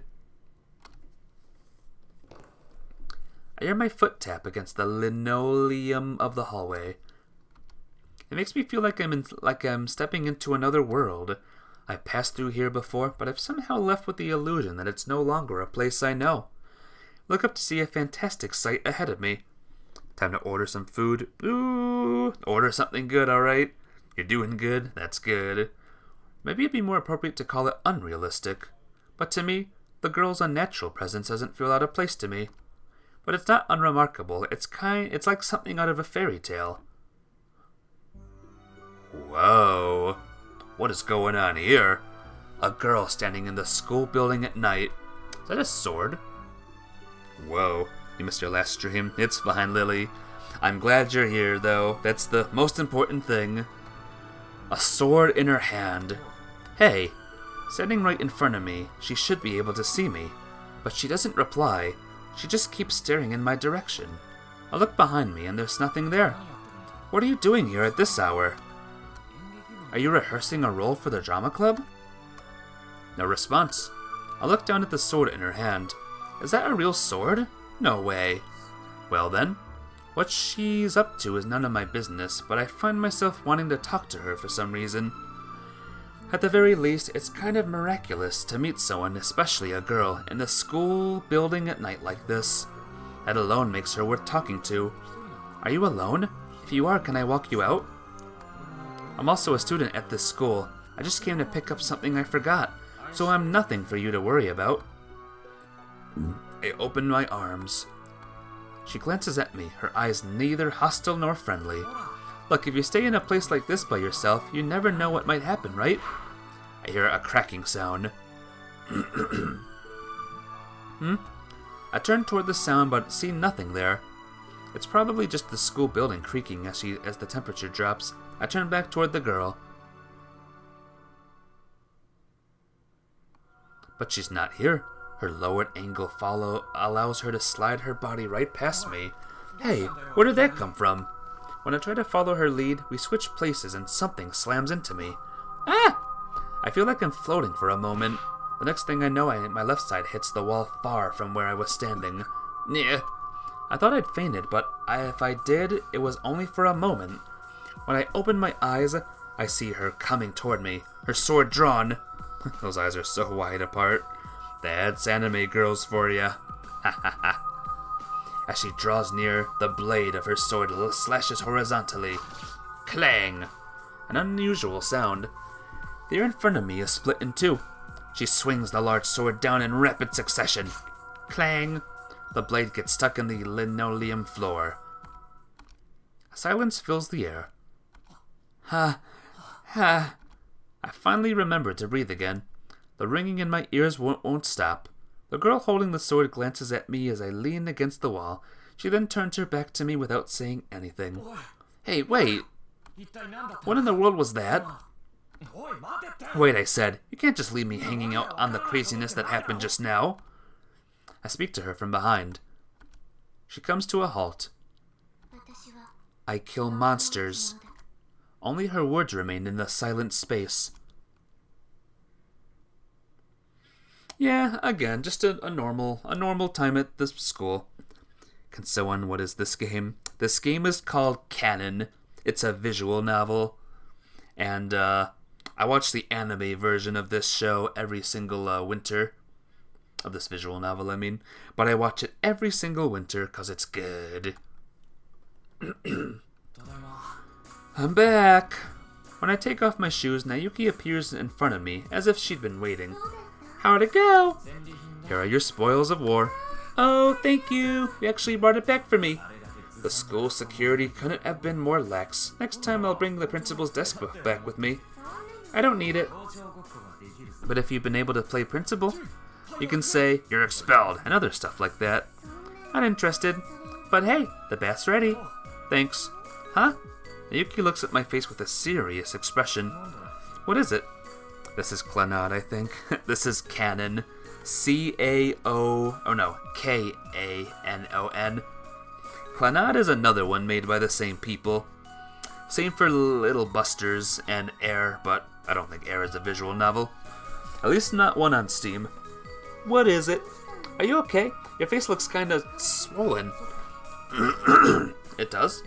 When I put my hand on it, I feel slightly warm and out of shape. It's where I hit it hard against the wall in the hallway. I remember now.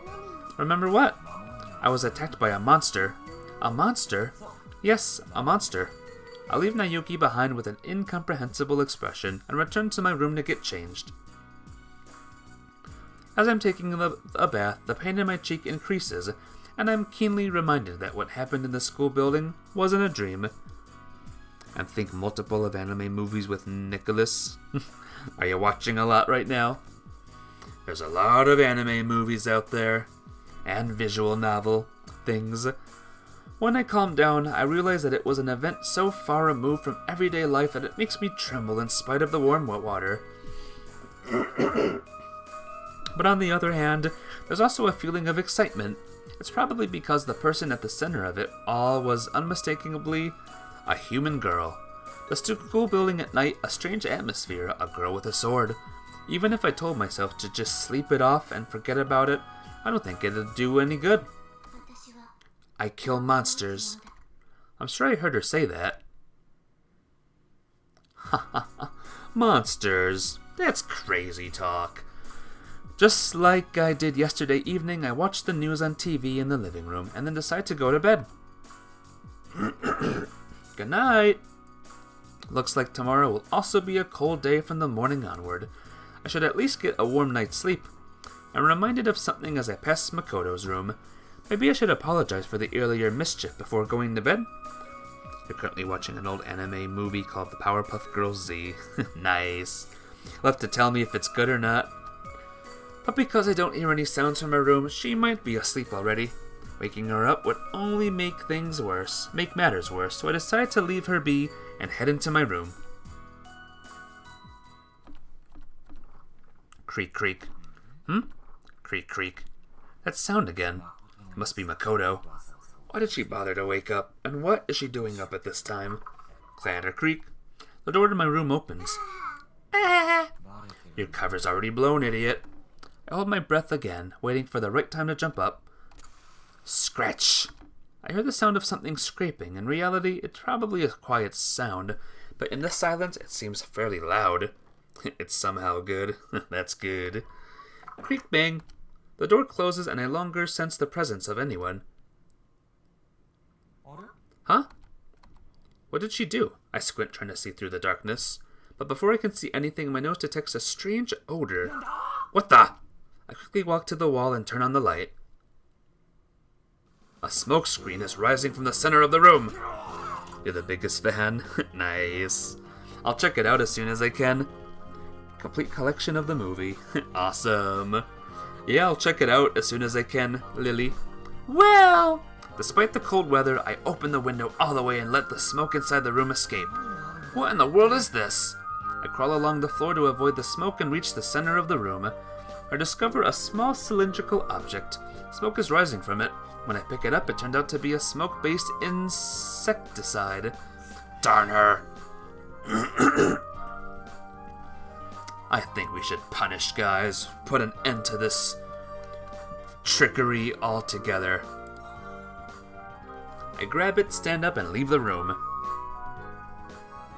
I stand in front of Makoto's room and open the door slightly without making a sound. I insert the insecticide, the smoke of which is at its peak, and close the door again. Okay, back to sleep then. I yawn and make my way back to my room. Hey, stars over Hyrule! 30 stream streak. My goodness, you are crazy. How you doing today? What's up?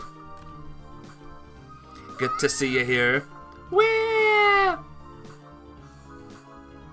I wake up to a loud scream and a loud noise. I'm doing good, thanks. We're getting through this visual novel as good as we can. And we're still surviving the bestest we can. I'm glad you're doing good too, though. When I leave my room, I see pure white smoke leading out of Makoto's room. Makoto, are you okay? Cough, cough. Well, I can't see a thing. What's going on here? I hear a voice in the vicinity of the smoke. Makoto, it's a fire. The house is on fire. Get out of here. Okay. Well, I can't see a thing. Bam. Where? Rumble, rumble, rumble, rumble, rumble, rumble. Thud. When I enter Makoto's room, I put a lid on the insecticide that was placed at the entrance, grab it, and follow Makoto down to the first floor. Ow, wow, wow! I see Makoto holding the shin of her leg with both hands and crying. Oh my, what's going on here? Akiko tirelessly comes to her aid. There's a fire and a lot of smoke in my room. Huh? Akiko looks up the stairs, but only a little smoke can be seen from there. It all dissipates in front of our very eyes. You liking it so far, Lily? A fire? Are you sleepwalking or something? I shove the insecticide in my hand in Makoto's direction. I found this in your room. Oh, that's mine. I thought as much. You should keep it to yourself instead of losing it to cause a commotion. But it was in your room. What are you saying? Why are you going to use it in my room? No, why would I? Makoto, you really shouldn't use this when you're sleeping. You know all that smoke is bad for your health, right? And what were you thinking anyway? You do know that there are no bugs this time of year, don't you? Ow! Really don't get tired of causing a ruckus in the middle of the night, do you? A cockroach appeared and it was really big. How big? This big. Her outstretched hands are about as big as a manhole cover. There's not a cockroach that big on the planet. It's true, I was shocked, and that's why I... Makoto is hesitant but desperately tries to push through the lie, seeing that I start to feel sorry for her. You should have told me about it. If you would have told me, I could have done something about it. Don't think for a second that you have to take care of it yourself. Geez, don't make Akiko worry more than she already does. That's all I say before going back to sleep. Behind me, I can only hear Makoto's cries as if she's unable to stand due to the pain. It's giving you hype to watch the movie of it. Well, it's an anime, not a... It's an anime, not a movie. I mean, it could be a movie, but it's more of an anime than a movie. You should watch it, though. It's good. The girl is sitting, all by herself in a place with people coming and going. She's waiting for someone with a lowered face and sad eyes. Hey, Ayu. Ah! She slowly lifts up her head. Sorry, were you waiting long? I'm not Ayu. She glares at me from where she's perched on the wooden bench. You never told me your proper name. Ayu. Last name? Tsukimiya. Ayu Tsukimiya. That's so ordinary. I'm Yuichi Aizawa. Nice to meet you. Yeah. Well, shall we go? Is something wrong, Ayu? Ooh, goo. That's a strange reply. Oh well. We can't go to the shopping district if you keep sitting there. Ayu stares long and hard at my face without saying anything. Wait, are you about to confess your feelings to me? I will do no such thing. Yeah, it was just a joke. Thank you, Yuichi. For yesterday? Yeah. Don't worry about it. No big deal at all. Shake. She shakes her head. Because you made me so happy. The smile I didn't get to see yesterday is now right in front of me. You're pretty cute when you smile. You look better with a smile than in tears. Shall we go, Ayu? Yeah. She silently eats her taiyaki. Well, it tastes better today. Of course it does. Why though? Nothing tastes good while you're eating in tears. By the way, Ayu, your eyes are huge. Oh my gosh, those are like level 8 anime eyes. That's pretty dangerous, actually. She takes another bite of the taiyaki. Chew.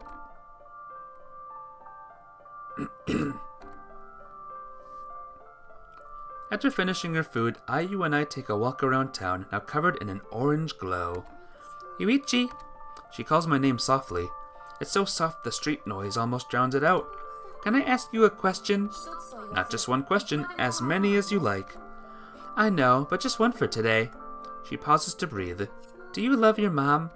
I do. I love my mom too. What about it though? I just wanted to ask, that's all. Okay.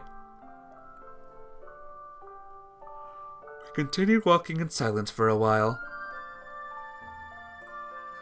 You know, my mom disappeared. She says it as nonchalantly as commentating about the weather. She disappeared and left me behind. And that was that. Well. Silence again. Okay, let's part ways here. Once we reach the entrance to the shopping district, I turn around to look at Ayu behind me. Ayu, want to hang out again tomorrow? Really?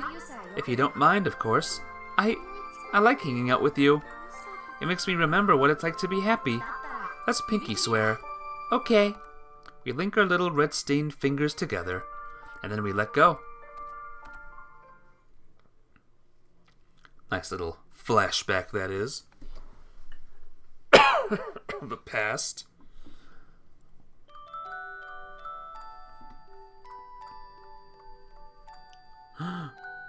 A dream. The day the dream started. The sun shines brightly through trees. The snow feels cold to the touch. The leaves give off a mellow scent. And a little child is crying. I still can't remember whose crying face it is. Probably no one. No one important. Like, whatever, right? Yawn.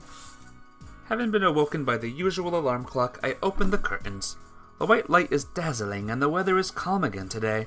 I change my clothes, grab my bag, and head out into the hallway. I knock on the door of Nayuki's room in the dimly lit hallway. After confirming that Nayuki is up, I head down to the first floor ahead of her. Cough, cough. I hear someone coughing behind me. When I turn around, I see Makoto dragging her feet on her way to the kitchen. Her entire body appears to be covered in bumps and bruises. Good morning, Makoto.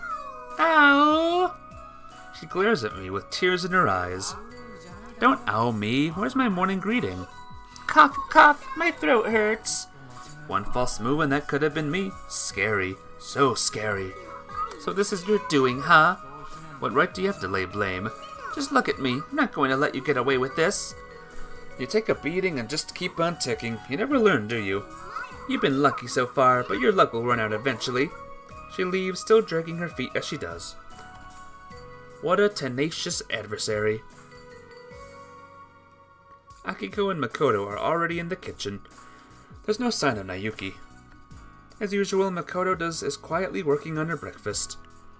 Well, I suppose it's better than her flipping the table over while I'm trying to eat. Good morning. And then I hear Nayuki's always sleepy voice. Hurry up and eat. Woo! What is that? Nayuki is holding a giant stuffed frog. Keropi! I don't care. Why do you have it with you? Keropi! She still seems to be half asleep. Here, Keropi. She puts Keropi in the seat next to her. Zzz. As if satisfied with herself, she takes her own seat and dozes off. What a weirdo. Nayuki usually has an otherworldly air to her, but it's about 1.5 times as intense in the morning. With a dubious look on her face, Makoto sizes up Nayuki and the frog that is sitting next to her. Nayuki, if you don't eat quickly, you won't have enough time to get to school. Yes, Mom. She's spreading jam on her toast with slow movements, as if she's continuously falling in and out of sleep. Akiko usually doesn't eat with us, but is sitting at the table with us today. 4 people on 1 frog makes for a very unusual dining experience. I'm glad our little family is growing. Akiko smiles gently, resting her hand on her cheek. I'm left with the impression that Akiko has the power to resolve even the most abnormal situations with a single word. That was delicious. As usual, Nayuki finishes eating last, and with her finally done, the real challenge is about to begin. Alright, let's go, Nayuki. Hold on a second. What is it now? I'm still in my pajamas. That's not a big deal. It's a really big deal. Alright, I'll wait all of 5 seconds for you, so hurry up and change. That's not enough time. Won't even make it back to my room by then. 7 seconds then. That's no different. Okay, 8 hours. School will be over. I'll wait like I normally do. Just hurry it up, okay? Okay. She runs up the stairs, her slippers flapping. And then I hear her door slam shut. Sorry to keep you waiting. Alright, now we're ready to go. Hold on a second. What is it this time? My stuffed animal is missing. Keropi is still eating at the table. Huh? So does that mean you know why my stuffed animal is missing? And how do you know its name anyway? I'll explain later. For now we have to hurry. Keropi! Nayuki looks worried, but reluctantly follows. We rush outside and quickly check how much time we have left. We have to run. Of course we do. But we might not make it unless we run as fast as we can. Seriously? Probably. We look at each other for a moment, then start running. Can't you wake up a little earlier, Nayuki? Her breath flows behind her. I've been trying so hard forever now. Is there anything else I can do? Yeah. Stay the night at school, don't sleep. Well, don't sleeping is a very bad idea, cause one needs sleep to, function. Let's do stay the night at school. It's a good idea. Then why not stay the night at school? No way, I get hungry. You agree, Lily? Do we need sleep every night? No way, I get hungry. Just put up with it so that you won't be late. But I'd hate not being able to go to school with you anymore. Yuichi, would you stay the night with me? Don't be silly, let's just get going already. Wait, Luigi! That's the bell! Right when we were up at the school gate, the sound of the chime resounds mercilessly. Now Lily's sad. Oh no, don't give up, it's only the warning bell. There are no students anywhere to be seen near the school gate. It's still snowy, but I don't have time to think about the cold. Anyway, we gotta run. Yeah, okay, I like running. I hate it.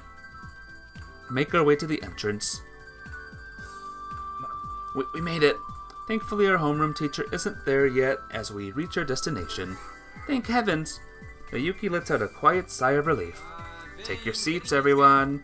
Without even a moment's rest, the morning homeroom class begins. The homeroom teacher gets through the daily announcements quickly. You're both gonna have heart attacks if you keep coming to school like this. Just so you know, I'm not doing this because I like it. Because I was running not that long ago, I'm still unable to catch my breath. Aizawa, wanna hear some good news? What is it? First period today is a physical education. Huh? Physical education? Seriously? Seriously?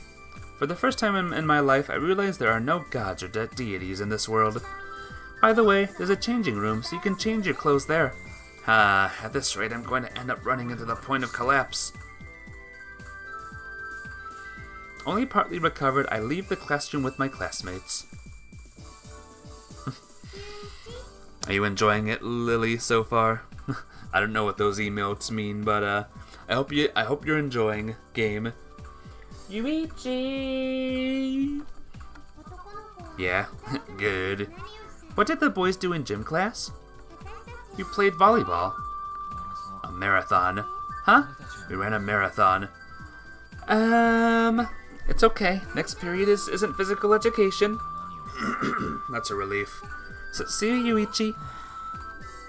I slumped down on the desk, looking sideways at Nayuki, who was escaping the conversation. The classroom is filled with hustle and bustle as the lunchtime chime sounds. Yuichi, it's lunch break! What? It is? Is something wrong? Nothing. I usually answer plainly, so I just thought I'd give it with an exaggerated surprise once in a while. How peaceful. Sorry for keeping the peace. What are you doing for lunch, Kaori? Cafeteria, I think. Kitagawa? I'm always in the cafeteria. Excuse me. You don't have to sound so proud about that. Yuichi? I'm fine with the cafeteria. Okay, that settles it then. So the same passe as always. Looks like she wanted to say something as she leaves the classroom first. She seems unhappy. Not at all. That's how she looks when she's happy. Huh? Following Kaori, we leave the classroom and head to the school cafeteria. Cafeteria looks nice, guys. It's packed. The school cafeteria is filled with so many students that Kaori can't help but whisper. So many students! Yuki expresses herself freely. I think we should give up on eating here.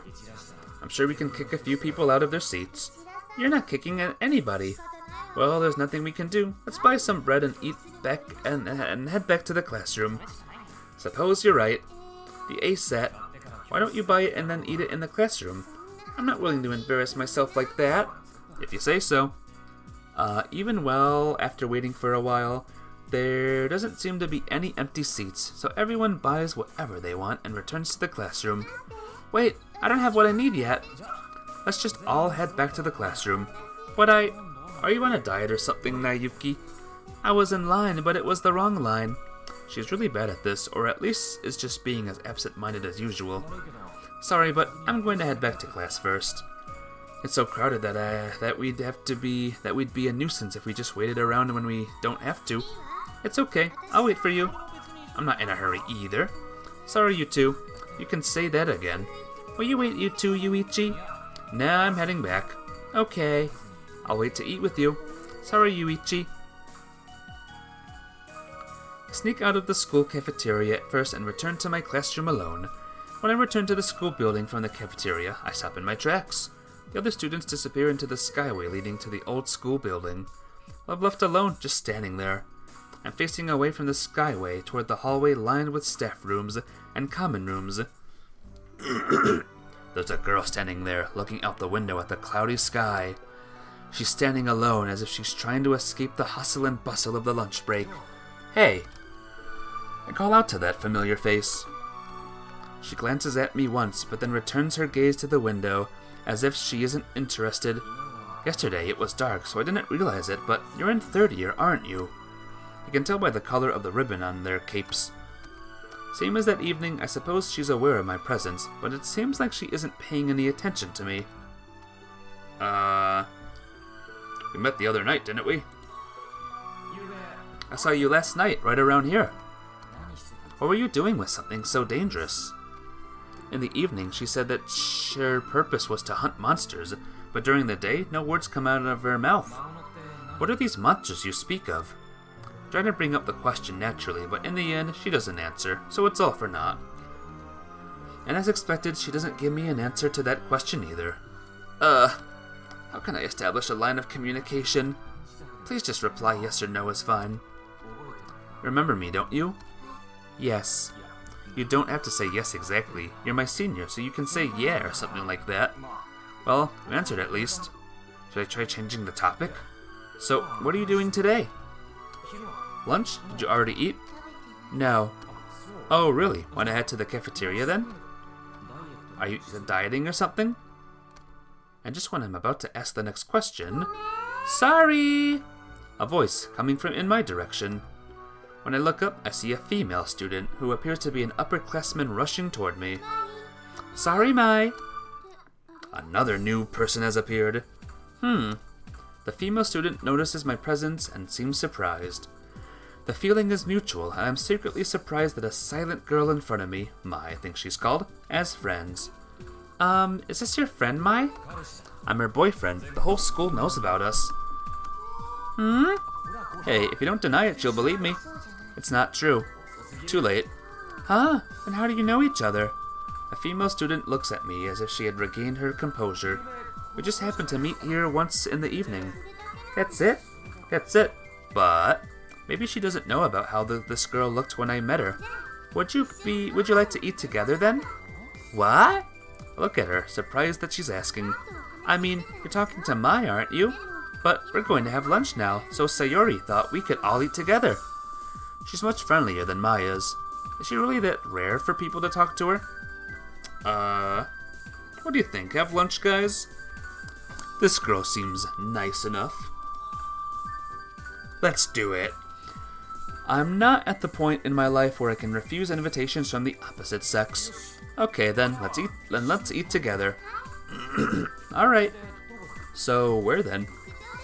The roof. The roof, but it must be cold up there. We won't actually go to the roof, just in front of that door, on the landing of the stairs. When they reach the 4th floor and climb the stairs, they start laying plastic sheets on the spot. Here you go. On top of it, she places lunch boxes and spreads her hands. Both of them have already settled into place. I take off my shoes and sit down on one end just like the girls did. When we look at each other, this feels like we're having lunch on a field trip, and I can't help but laugh. Nobody in their right mind would come here this time of year. Are we strange? No, I think you're fine. Just like every day is a field trip. Right? Sayori thinks it tastes better when you sit on the ground like this than when you eat at a desk. That's certainly how I feel when I hear her say that. Of course, being surrounded by girls doesn't hurt either. This is quite the lunch. There are 3 lunch boxes with side dishes and 2 with just rice. From its uniformity, it's clear that it was created by one person. Go stretch.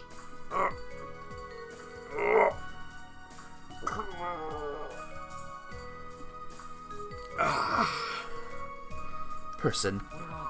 Who made these? I mean, they clearly weren't made here. Sayori did. Sayori made all of it. I have disposable chopsticks, so please join in. Sayori, so that's her name. There's a naturalness to her that I kind of like. Referring to herself in the third person definitely seems to fit her. Okay, I'll leave this here then. One of the lunchboxes filled with colorful side dishes is placed in front of me. Thank you, it's much appreciated. While we were talking, Mai is silently picking away at the lunchboxes. She seems to do things at her own pace. We haven't formally introduced ourselves. Oh, sorry, Sayori Karada is my name. I'm Yuichi Aizawa. You already know Mai's name, right? No, actually, I'm still waiting on her. Hey, Mai! Mai Kawasumi. Kawasumi, huh? Do you mind if I call you by your first name? A yes or no will suffice. Yes. Sayori is fine too, Aizawa. Okay, Sayori, you can call me Yuichi as well. But you're both upperclassmen, so please don't worry about being polite. Oh yeah? Alright then. Sayori's smile lightens the mood. On the other hand, she continues to eat silently, not caring about what's going on. However, her chopsticks finally come to a halt. Her eyes are directed toward the lunchbox placed in front of me. She seems to want something in it, but can't reach it herself. What did you want? I'll get it for you. Omelette. Okay. For some reason, I feel triumphant when I get Mai to speak. As I requested, I grab the omelette with disposable chopsticks and place it on the lid of Mai's lunchbox. As expected, Mai takes it to her mouth without saying a word. The situation makes me think of something. Try something, eat politely. Should we try something, guys? This might lead to a bad idea, but let's try something. Excuse me. So how about this then? Yuichi? What are you doing? Sayori seems to think it's strange when she sees me picking up the lunchboxes with my fingertips and moving them. Of course she does. The lunchboxes are all around me. However, that means that all the lunchboxes are out of reach of Mai's chopsticks. In fact, Mai, whose chopsticks have no place to go, is staring intently at me. Octopus sausages. Success! For whatever reason, getting her to say that makes sense. Getting her to say that much feels like a huge success. You like octopus sausages? I don't dislike them. Oh, I see. I place an octopus sausage on her lid. She immediately grabs it with her chopsticks and eats it. Do you like octopus or sausage? Sausage. So you dislike octopus? Well, I'm not sure if this is a conversation, but Sayori smiles the whole time Mai and I are talking. Liar. Darn it, I completely forgot. Nayuki sulks in the classroom. Oops. The afternoon classes are boring, but thinking that it'll be over in 2 hours makes me feel a bit better. What should I do after school today? Time passes in a blur as I rest my chin in my arms while looking out the window. School is over, Yuichi. What, really? Don't exaggerate your surprise like that, Yuichi. I'm kidding. So, what are you going to do, Yuichi? What are you going to do, Nayuki? Same as usual. So club again? Yes, but I'm off the day after tomorrow. That's seriously tough. Yes, but I do it because I like it. That's one thing I really like about Nayuki. What about you, Yuichi? Well, shopping district, going straight home. I want to go shopping, guys. Can I go shopping and not get, mauled by anyone? I don't have much going on, so I'll stop at the shopping district on the way home. You should really join a club too, Yuichi. A club, huh? Well, that's got nothing to do with me. Well, if that's how you really feel, I'm not going to twist your arm over it. She seems a bit disappointed. Anyway, I think it's time to get going. Okay. Have fun with your club. Don't get lost on the way home, Yuichi. Okay. I leave the classroom with a wry smile on my face. I bump into Makoto on my way to the school, to the shopping district. Oh, hey Makoto, where are you off to? I'm running an errand. I'm going to go buy some tofu. I see. So you're going to go buy it alone? I'm not a child. I can do it myself. You certainly look like a child. I'm an adult. Is that so? It is. Okay then. You know what? This was a scene in the animu, so I'll do this in the animu for the visual novel. I'm doing it. Then pick up an erotic book for me. Erotic book? You don't know anything about erotic books? What are they like? Are they interesting? They're more exciting than interesting, stimulating even. You want me to buy one for you? Sure, I'll give you some cash. I take out a few coins and place them in Makoto's palm. Tell me the clerk at the bookstore to give you an erotic book. If they have a lot, the clerk can recommend something for you. Okay, can I read it too? If you're an adult. I am an adult. Okay, I'm going home. Okay. Pitter-patter. Makoto runs off happily. After seeing her off, I start walking again. By the time I arrive at the shopping district, the sun is already setting. Orange light shining in from an angle makes the shopping district stand out vividly at sunset. In a few more hours, the street lights will be lit. For now, I'll look for that CD shop again.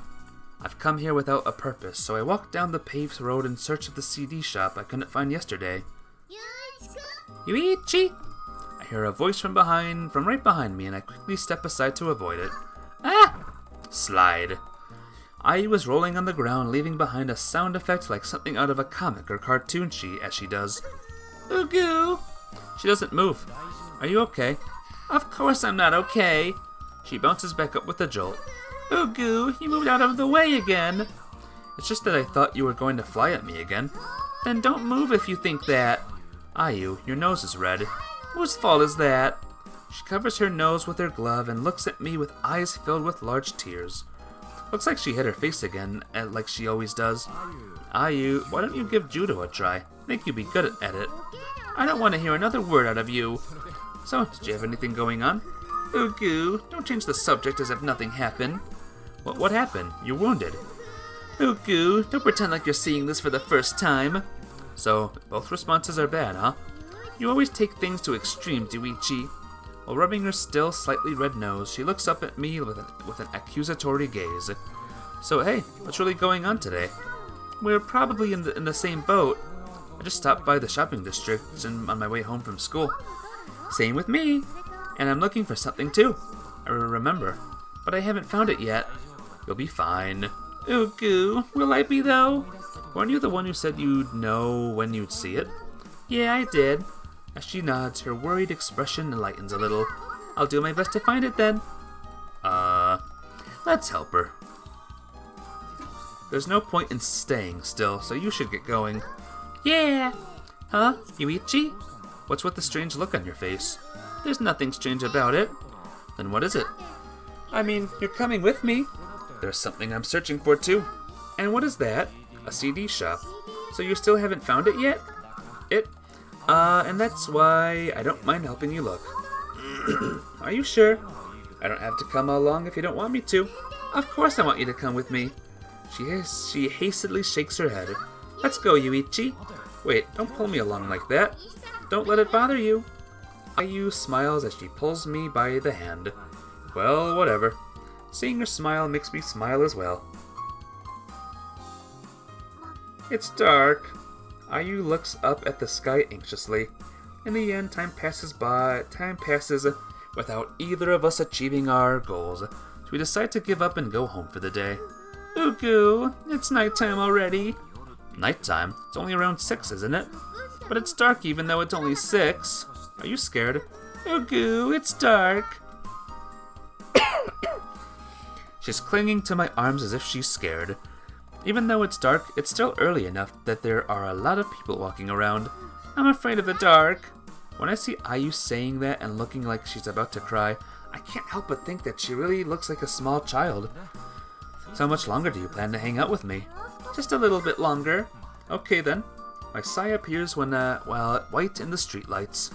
I personally want something to be done about this cold more than the darkness of the night. I'm going this way.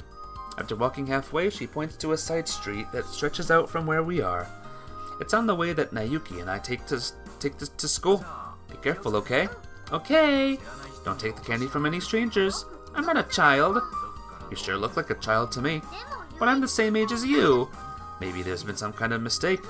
Ooh goo, you're such a meanie, Yuichi. I definitely look a lot older than you do. Ugu, I'm going home. Don't take candy from any strangers.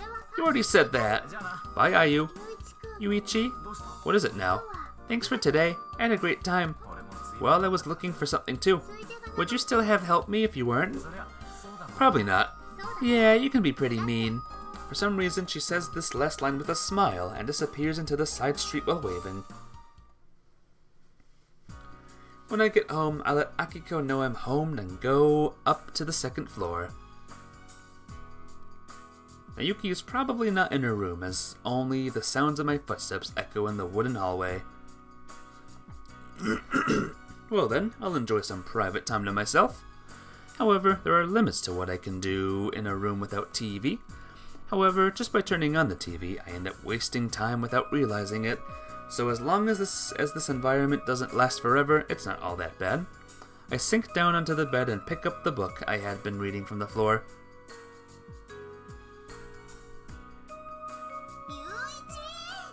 Yuichi. I hear an angry yell in the distance. That can't mean anything other than Makoto being back. Ask her to buy an erotic book for me. Yuichi, I'm back! Her acting civil is a problem in itself. Pitter-patter. I can hear her rush up the stairs. Pitter-patter. Bang.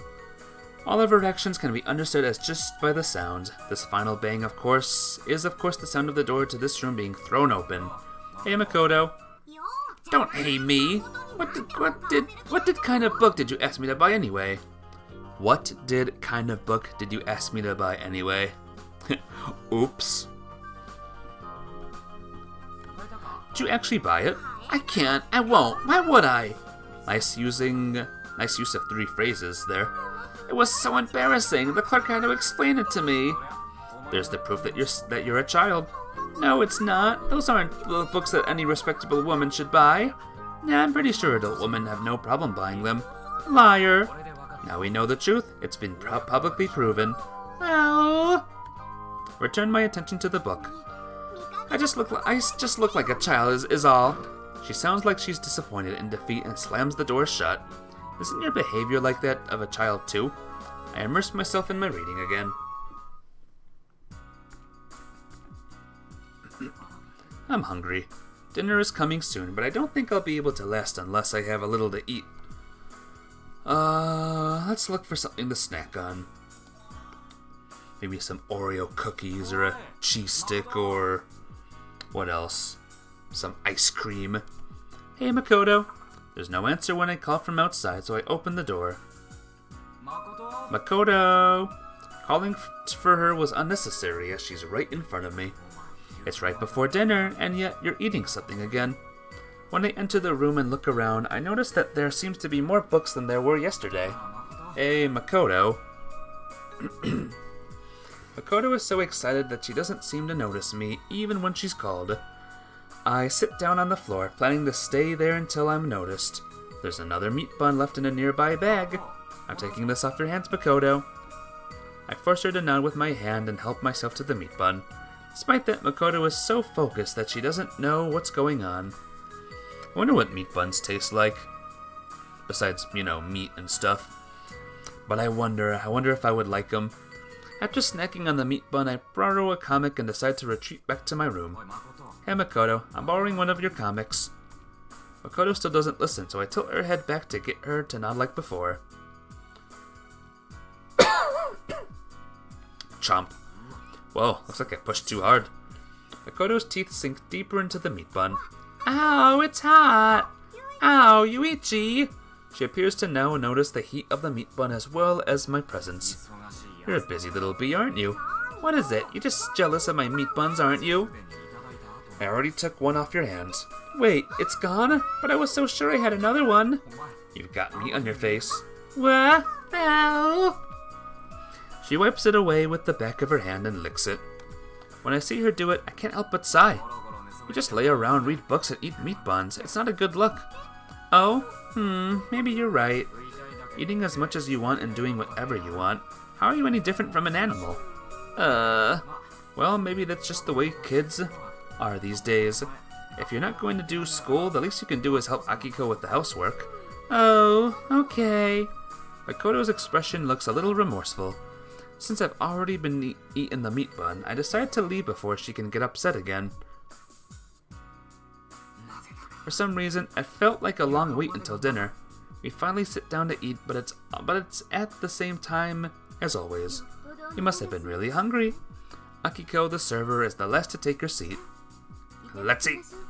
We put our hands together in thanks and begin our meal. Huh? There's no tofu? I look at Makoto. Makoto, weren't you on an errand to get tofu? Ow, but they were all out of tofu. The only time this girl says ow is when she's in trouble or panicked. At the same time, I remember all the new comics in Makoto's room.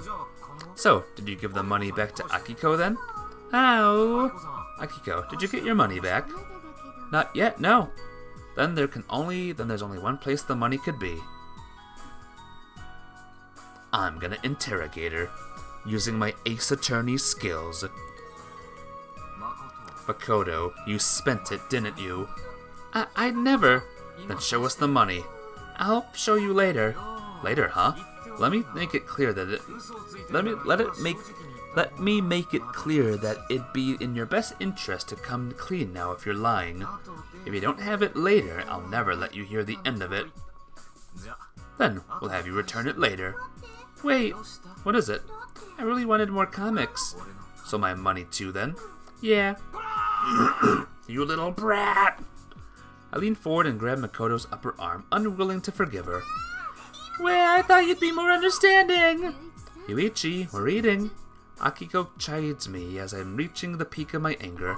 Later, I'll spank your butt until it splits you in half. When I glare at her, Makoto almost cries as she shoves the rice and side dishes down her throat in one go. While we're dumbfounded, Makoto drinks just a cup of tea and leaves the table noisily. She's such a child, running away because she's afraid of being scolded. That poor child. What now? Look at Nayuki, who is whispering a little. How can you feel sorry for her? I mean, she's lost her memory, didn't she? I think the fear of not knowing who you are deserves sympathy in itself. If in fact she doesn't know. When I finish eating, I put down my chopsticks and stand up from my seat. I return to my room and look at the clock. When I see the time, I remember the figure of a girl standing alone in the school building at night. Yeah, might as well. This is the Do Everything playthrough, where we are doing everything. I grab my coat and head down to the first floor. I pop my head into the living room and call out to Nayuki. I'm heading out. What? Where to? School. Forget something again? Revenge against the monsters. That's all I say as I close the door. I go down to the front door, put on my shoes, put my hood over my head, and leave the house. She's there again. That's the sense I get. Ugh, I'm also the kind of inspired by that atmosphere. I hurry to the school building at night under the cold sky, sighing at these behavioral principles that are not characteristic of myself. The uninhabited school building is as silent as ever, dominated by a darkness reminiscent of the bottom of the ocean. What will this girl's fate ultimately be? Is she the same as the darkness, or is she something else entirely? Ridiculous. No matter how you look at her, she's human. I change into my indoor shoes at the entrance and walk down the hallway. On the first floor of the new school building, there she is, the moonlight shining through the window and onto her feet. She looks the same as she did the other night. If I had a sword in hand like her, you'd expect the climax of the story to start at any time. But unfortunately, what I have in my hand is just a convenient store bag. Hey, Bunny! How you doing today? What's up? Welcome to another stream of Kanon. But yeah, how you doing today, little bro? It's good to see ya. Doing good? That's what I like to hear. We're back at this game. Are you going live today at all, Bonnie? Here you go. It's a rice ball from the convenience store. You're hungry, aren't you? A little. I see. Then eat. It's not Friday. Aw, is it Friday? Or Saturday? I won't be able to watch on Saturday this time. I'll be out all day. Well, at least you're here, right? At least you're in my stream. I take it out of the bag and hand it to her. What is it now? Unwrap it. So I guess that means that she's not parting with her sword for even a second. I'm never able to watch on Saturdays. Yep, I got my friend coming over. And I'm watching a movie on Saturday too. Shouldn't the sheath for your sword be hung on your waist? I talked to her while peeling off the wrapping paper from the rice ball. Well, didn't it come with the sword when you bought it? Well, not that I think it's something you can just buy anywhere. You're playing FNAF 6. Oh my gosh. How many FNAF games are there? Like 30 by now, I bet. I know from the incident the other night that the blade Mai is holding is not a fake. 12. That's a lot. I still remember when the first one came out.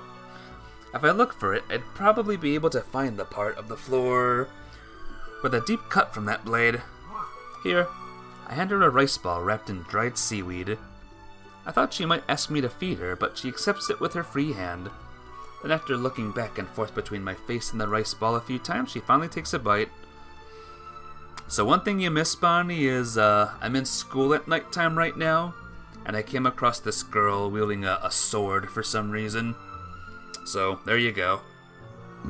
There's a little update for you on this game.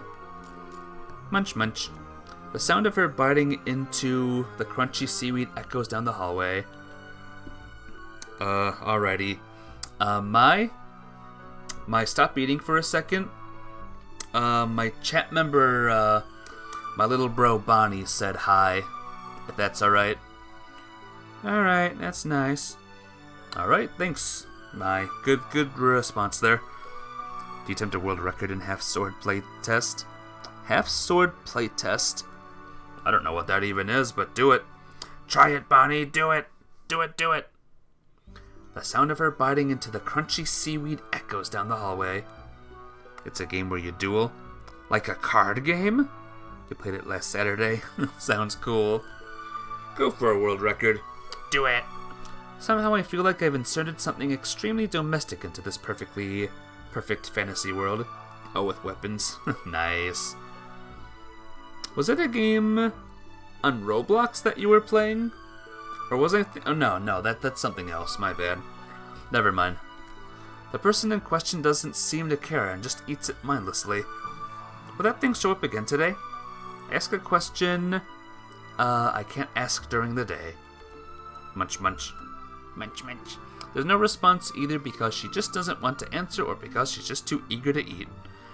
I'll wait a bit. Creak. I hear a sound. A sound that until yesterday I would have ignored. Hey, Mai. Munch munch. I begin to feel faint. She's so absorbed in eating that she couldn't hear for herself, shocked considering how sensitively she reacted to the same sound the other night. Russell! Something moves in the corner of my vision. It's visible. It's white and writhing. Mai? If she gets hit by a surprise attack like the one from last night, there's no way she'll be okay. However, Mai, who is supposed to be hunting it, is completely focused on eating the rice ball. What to do? Wait for Mai, run away as fast as I can. I don't want to abandon Mai. Let's stick with her. I stiffen my body and wait for Mai to notice. Russell. It's approaching. Unable to look back, I silently stare at Mai as she continues to eat. It's no use, I need to run. Just when I make up my mind to do that, creak! I feel its presence right behind me. When I reflexively turn around, my vision is filled with white. Wah! Clang. I hit the floor at the same time I hear the sounds. When I look up, I find that my vision has returned to normal. Huh? Mai is pointing her sword at the wall, through a white cloth. When I lower my gaze, I see half a person's body sticking out of the cloth. Ow! I flip the cloth up and a familiar face appears. I thought you were going to kill me. It's Makoto. What are you doing here? I followed you with the hope of scaring you to death. Things were going fine until... Who is this dangerous woman? That's what I should be asking you, you attempted murderer. I hit her lightly. Ow! Mai pulls her sword out of the white cloth, it's a curtain, and eats the last bite of the rice ball that's still in her hand. She's not upset in the least, she just acts like she knew from the beginning that it was a prank on Makoto's part. Mai looks at Makoto as if she just remembered something. Come. Huh? What? Mai reaches out to touch Makoto's head as she approaches. Are you making fun of me just because I'm younger? Makoto notices and yells at her. I just thought you wanted me to do it. Well, I didn't. Okay. Hey, Yuichi. What? She's dangerous. Like I said, you're not one to talk. And where did that curtain come from? Put it back. I pick up the curtain and thrust it in Makoto's direction. You're such a pain. If you make a mess, you should clean it up. Ow! She gives up and takes the curtain, dragging it as she goes. Wait for me at the entrance. I'll go back with you. Okay. Just when I think she went upstairs, she suddenly comes back. Hey! What? I'd like you to help me with this. While I'm surprised that despite her half-hearted courage, she was able to hide alone in the school building at night. She's probably the type that isn't aware of her surroundings when things get intense. Alright. So anyway, I'll be heading home. Mai nods silently. Good night to you then. I say goodnight to Mai and focus on taking care of Makoto. Whoa, wait, I can't go home alone. After I start walking home, Makoto comes up from behind me. You again? I'm still mad at you, you know. For that prank I played earlier? What you've done is far worse than a prank. Oh, She's up to so much mischief that she's probably not even sure what I'm talking about. As much as she looks like a child, her character is even more childish than her appearance. Let's get home quickly so I can take a bath. She runs on ahead once the house comes into view. Until that point, she has been right behind me the whole time. She's seriously like a stray cat. She takes a lot of time to get used to. Phew! I remember something as I take a deep breath and collapse into bed. Immediately I... open my notebook, grab my change of clothes, and leave the room. What's with the notebook? Let's see. As long as I don't write any names in the notebook. You know what I mean? That was dangerous. I go to my desk, take a notebook out of my bag, and open it. I completely forgot that I had homework.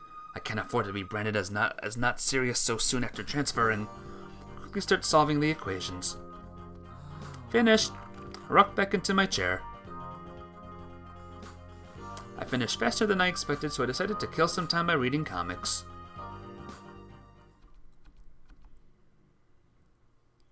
I must have fallen asleep. I fell asleep with my book open on the bed, without even covering myself with the blankets. When I look at the time, it's already past midnight, so I get up to turn off the light so that I can go back to sleep. Creak. Creak, creak. Just as I'm about to fall asleep again, I hear the sound of someone walking down the hallway. They're heading this way. I can't think it's anybody other than Makoto. Just get up. I reluctantly get up and crawl out of bed and stand and wait in the darkness. Clatter creak. The door to the room opens and I turn on the light just as I feel Makoto sneaking in. What do you want? Where? I wanted to play. Liar. And what is that disturbing thing in your hand? Oh, this? When she holds up in front of her face is a pair of small craft scissors. I was thinking we could make paper airplanes together.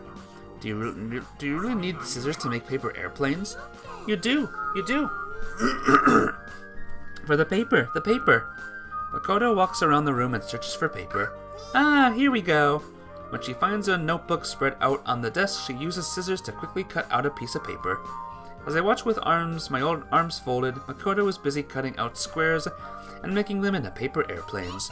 All done! She holds a freshly folded paper airplane in her hand and throws it. It glides up toward the ceiling, hits me in the forehead, and falls to the floor. When I pick it up and look at its contents, I see the series of equations that I had worked hard to solve just before falling asleep. What have you done? I was going to submit this tomorrow. Huh? It wasn't a blank page? The front was blank, but the back was anything but. And your hands rubbed it so much that the writing is blurry and unreadable. Oh, you're right. It explains why my hands are black. There's nothing right about this. That was fun. Sweet dreams. Makoto retreats back into her room.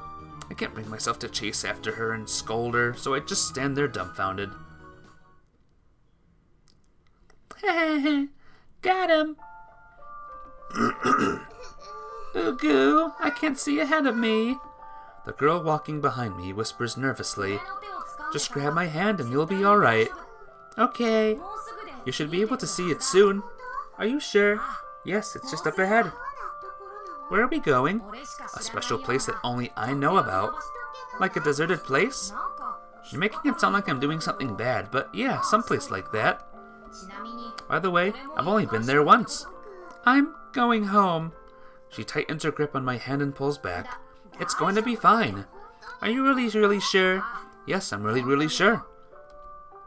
The large tree serving as a landmark eventually comes into view. Ooh, we're here. Ah! She emerges from the grass and makes a sound at the sight before her. It's so pretty. We're in a secluded part of the forest. As red sunlight falls on this place surrounded by the grass and unmelted snow, the atmosphere feels magical. Here's the special place that only I know about. A large clearing in the middle of the forest. In the middle is a tree that's much larger than the ones around it. Big tree, huh? Yeah. You can see this tree from town. How did you even find this place? Ayu looks up at the narrow view of the sky, impressed. I walked over from the shopping district using this tree as a landmark. I can't see the top. Looking up, only this tree is glowing red at its edges. Amazing, isn't it? It really is. She expresses her joy frankly. It's already been a week since I first met Ayu. We promised to meet each other every day after that.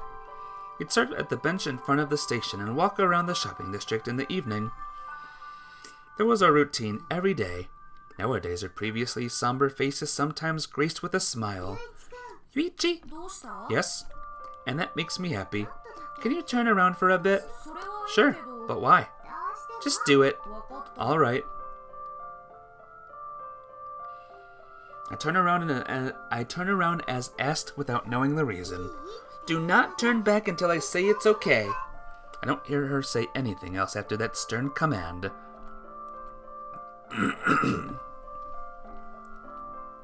A cold wind blows through the snowy forest. I'm not sure how much time has passed. Eventually, I hear Ayu's voice echoing through the forest. You can turn around now, Yuichi! I do as I'm told, only to find that Ayu's no longer there. Oh, she was a ghost the whole time. Duh, makes sense. Where are you? Here! Where's here? Up! Up? Never mind, there she is. Amazing! I can see the town! The large tree in the middle of the clearing. Ayu is sitting high up in it. The entire town is completely red! What do you think you're doing? My loud shouting echoes through the forest.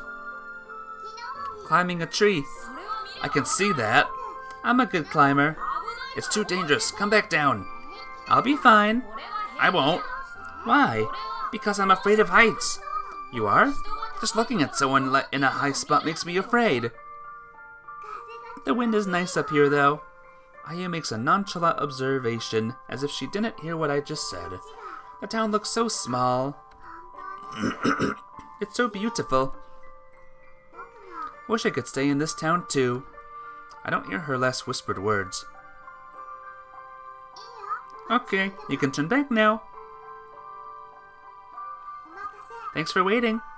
I turn around at her words. This time she's right in front of me. But why couldn't I turn around until you said so? She says nothing and simply pulls the hem of her skirt down shyly. I get it now. How was the view of the town? It's a secret. She smiles as she starts walking. Why is it a secret? Because that scene can't be described with words. You have to see it with your own eyes. I told you I can't handle being in high places. But it's a secret. Take a picture for me next time. I can't climb the tree with a camera.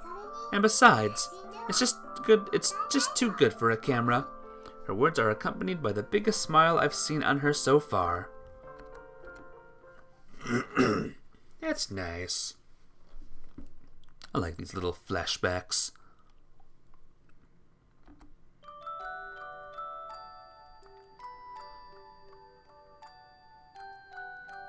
a dream. The day the dream stops ending, I do my usual thing. Go to the usual place for the longest time. It's all I can do to keep waiting. It's all I can do. So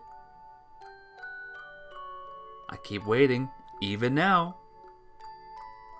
I'm still waiting. Come on, hurry up. OMG, hurry up already.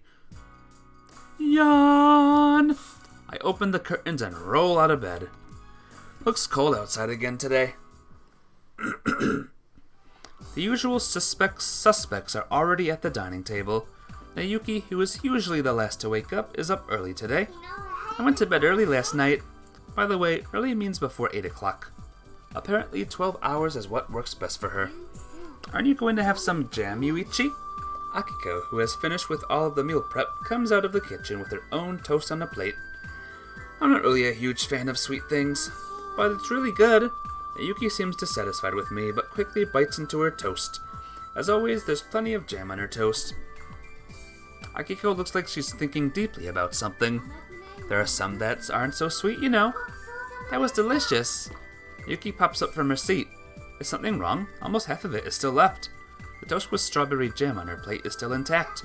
Well, I'm full. She's clearly rattled. What's wrong, Nayuki? You never have leftovers.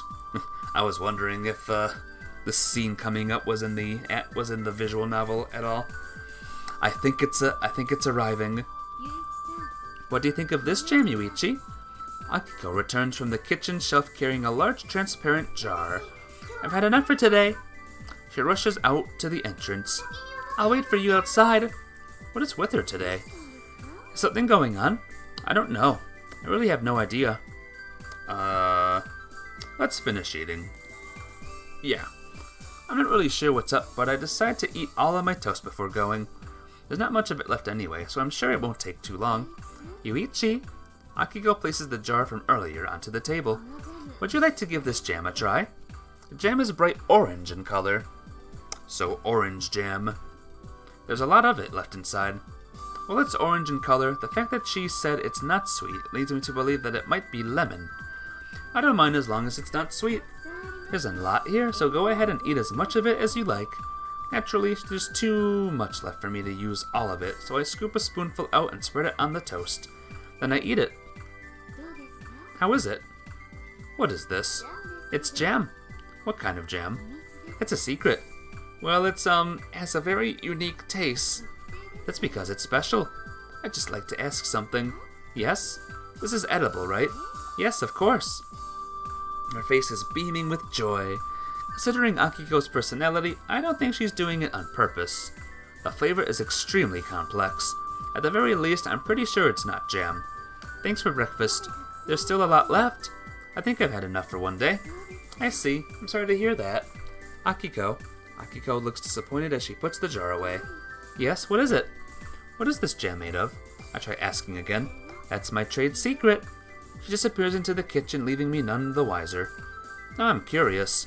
Afraid to pursue it any further, I leave the house to chase after Nayuki, who went out ahead of me. Yuichi, that was fast. You ran away. I have no idea what you're talking about. She plays dumb, but I have a feeling she knows about the jam. The road to school is bathed in blinding sunlight. The sunlight is reflecting off of the slightly melting snow, making the scenery appear more beautiful. It's like something I'd only expect to see on TV or in photographs. My cousin and I walk amongst it all. Wasn't that jam delicious? What? You're kidding, right? I knew it. Ah! Nayuki puts her hand to her mouth as if her cover's been blown. What kind of jam is that? I don't know either. I'm too afraid to ask. Looks like Nayuki and I are in the same boat, but my mother seems to be quite proud of it. She's always trying to get me to eat it. White sighs leave both of our mouths at the same time. Is something wrong? Kaori asked curiously, with us having no idea when she showed up. Oh, Kaori, good morning. Good morning, you two. It's not healthy to be sighing this early in the day. Shut up, you'd understand it if you eat the jam I just ate. Wait, what? She still has that jam? Kaori's expression stiffens. You know of it, Kaori? From when I used to go to Nayuki's house to play. I see. This time all three of us sigh. We're here! What time is it, Nayuki? We still have 10 whole minutes left. It's a miracle. You said it. Listening to you two talk, miracles don't sound all that miraculous. Seriously, you don't think it's miraculous that we made it to school with this much time to spare? Aizawa, Kaori continued without turning to look at me. Real miracles don't come as easily as that. I'm kidding, so let's go. Hey! Wanted to say something, but Kaori quickly walks away before I can, leaving me with no choice but to go inside the school building. Nayuki? I call out to Nayuki in a low voice so that Kaori can't hear me. Yeah? Is Kaori in a bad mood today? It sure looks like it. Wonder why. No idea. Nayuki, who has known Kaori for a long time, is tilting her head to the side, so there's no way that I, who has only known her for a short time, could possibly understand what's going on. Probably nothing. Probably nothing in the slightest, don't worry about it. I'll leave it at that for today, then. I close the textbooks I'm holding with a snap, and the first period of classes comes to an end. One down. Yuichi! As I lean back in my chair and enjoy the relief that I get from one of my classes being over, I see Nayuki running toward me in a panic. Well, she's actually not more than a meter away from me, but still, what is it? I'm on duty today, and I'd like you to help me. Why should I help you with your shift? The other person on duty got the flu and took the day off from school. That's bad luck for you. I'd really appreciate it. She poses with her hands together in front of her face. Help, son of a... Well, I guess I can help depending on what needs to be done. Really? Sure, just treat me to lunch sometime. Don't I get the short end of the stick in that deal? Agree to my terms or I won't help. Yuichi, you've grown cold over the years. I'm the same as I've always been. Really think so? Well, to be fair, I don't really remember much about who I used to be. Most people do, you know. I'm not so sure about that. I really don't remember anything from kindergarten? How could I possibly? I remember a little. See? But I remember things from long, long ago, and yet for whatever reason... Okay then. Huh? I'll treat you to lunch for helping. Okay, but you better do a good job, okay? Okay, I promise to do my best. Thank you, Yuichi. She nods just like she did when she was younger. But yeah, I really can't remember all that clearly. In that case, I'll buy your lunch for you today. If you're going to treat me, I'd rather it be on our next day off. Your lunch today? I already promised somebody else. Didn't promise anything at all, but it's not that far from the truth. Okay, in that case, I'll be sure to treat you to something you like. Okay, so you're erasing the blackboard. Should I place it by the entrance? Just erasing it is fine. Kinda boring, huh? That's why they call it work. I reluctantly grab a blackboard eraser and get up from my seat. And as soon as I finish wiping down the blackboard, the bell rings. The teacher's words go in one ear and out the other while I'm watching the static classroom scene. It's not that I don't like classes in general, it's just different from when it comes to classes where I don't understand the content at all. The teachers have changed, the textbooks and notebooks are new, and the class content is slightly different from what I've studied. I'll give it my all during my final year. The class proceeds as I continue making excuses like that to myself. At lunchtime, I head up to the rooftop, and when I do, I run into the girls again. Oh, Yuichi, hello there. I'm here again, but I'm not in the way, am I? Not at all. Sayori is unbelievably personable. In stark contrast to... As usual, she doesn't even look at me. I could be sitting here naked and she'd still be eating her lunch, disinterested. How was your night, Mai? Did it come out? A simple yes or no will suffice. No. I see. So it's not an every night thing then. What are you talking about? Mai's constipation issues. Huh? Mai, would you like some medicine? Look, see, if you don't deny it, Sayori will believe me again. I deny it. I think it's a little too late for that. Haha, you thought you were joking, huh? As usual, Sayori's smile alone seems to keep the atmosphere light. Sayori brought hot tea. Would you like some, Yuichi? Sayori offers her thermos to me. Oh, I'd love some, but I don't have a cup. There's a juice can, but I doubt we'd be able to pour anything into it. You can use Sayori's if you want. Before Sayori can finish her sentence, a hand suddenly reaches out from an unexpected direction. Mai is holding her own cup out to me. Mai, are you sure? As long as you give it back later. I see. Sorry about this, but there's still some left in the cup. It's fine. Well, I suppose this is about as sincere as Mai can be. Perhaps she's trying to repay me for last night. There isn't even half of it left, so I asked Sayori to pour some more for me. Hold on a second. Sayori appears to be protecting her left hand as she opens the lid of her thermos flask. I wonder if she's injured somehow. She finishes pouring the tea while I'm distracted, and the aroma of herbs wafts up to my nose along with the steam. The smell is great. This is herbal tea, isn't it? Yes, we change types every day. We have a lot of them too, so feel free to try them all. I think I'll take you up on that. Before I know it, Mai is reaching out her hand toward me again. What is it, Mai? I can't swallow. Haha. I give the cup back to her without even having taken a sip. She's a person who works at her own pace and does not follow the flow of what's going on around her at all. After swallowing, she returns the cup without even wiping off the traces of her mouth from it. I take it and start drinking from the opposite side. Look at these, Yuichi. These are Sayori's pride and joy. Sayori must be used to Mai's rude behavior, as she just chooses the side dishes for me. I don't know when Mai will need to drink again, so I place the cup within her reach and continue eating. But Sayori, isn't it hard to make all these things every morning? And if you wake up early enough, you get up early just to make lunches, don't you worry about not getting enough sleep. Sayori also goes to sleep early at night. Sayori is already in bed by 11. 11 o'clock, that's the time when I'm at my busiest. Sayori, who evidently knows nothing of the late-night TV shows I watch and is completely unsullied by vulgarity, suddenly seems to live like someone who lives in a completely different world. Sayori may be what you might call a proper young lady. Is your father strict or something, Sayori? No. He's really kind, actually. She denies it, but I get the feeling that her answer may just be a reflection of her naivete. It's obvious with Mai, but I'm starting to get the feeling that Sayori isn't normal either. I think I'm easily the most normal student here. But in the past he was strict. Thanks to that, Sayori was able to grow up the way Sayori did. Was your father strict with you, Yuichi? Sayori continues, not seeming to realize why I asked that question.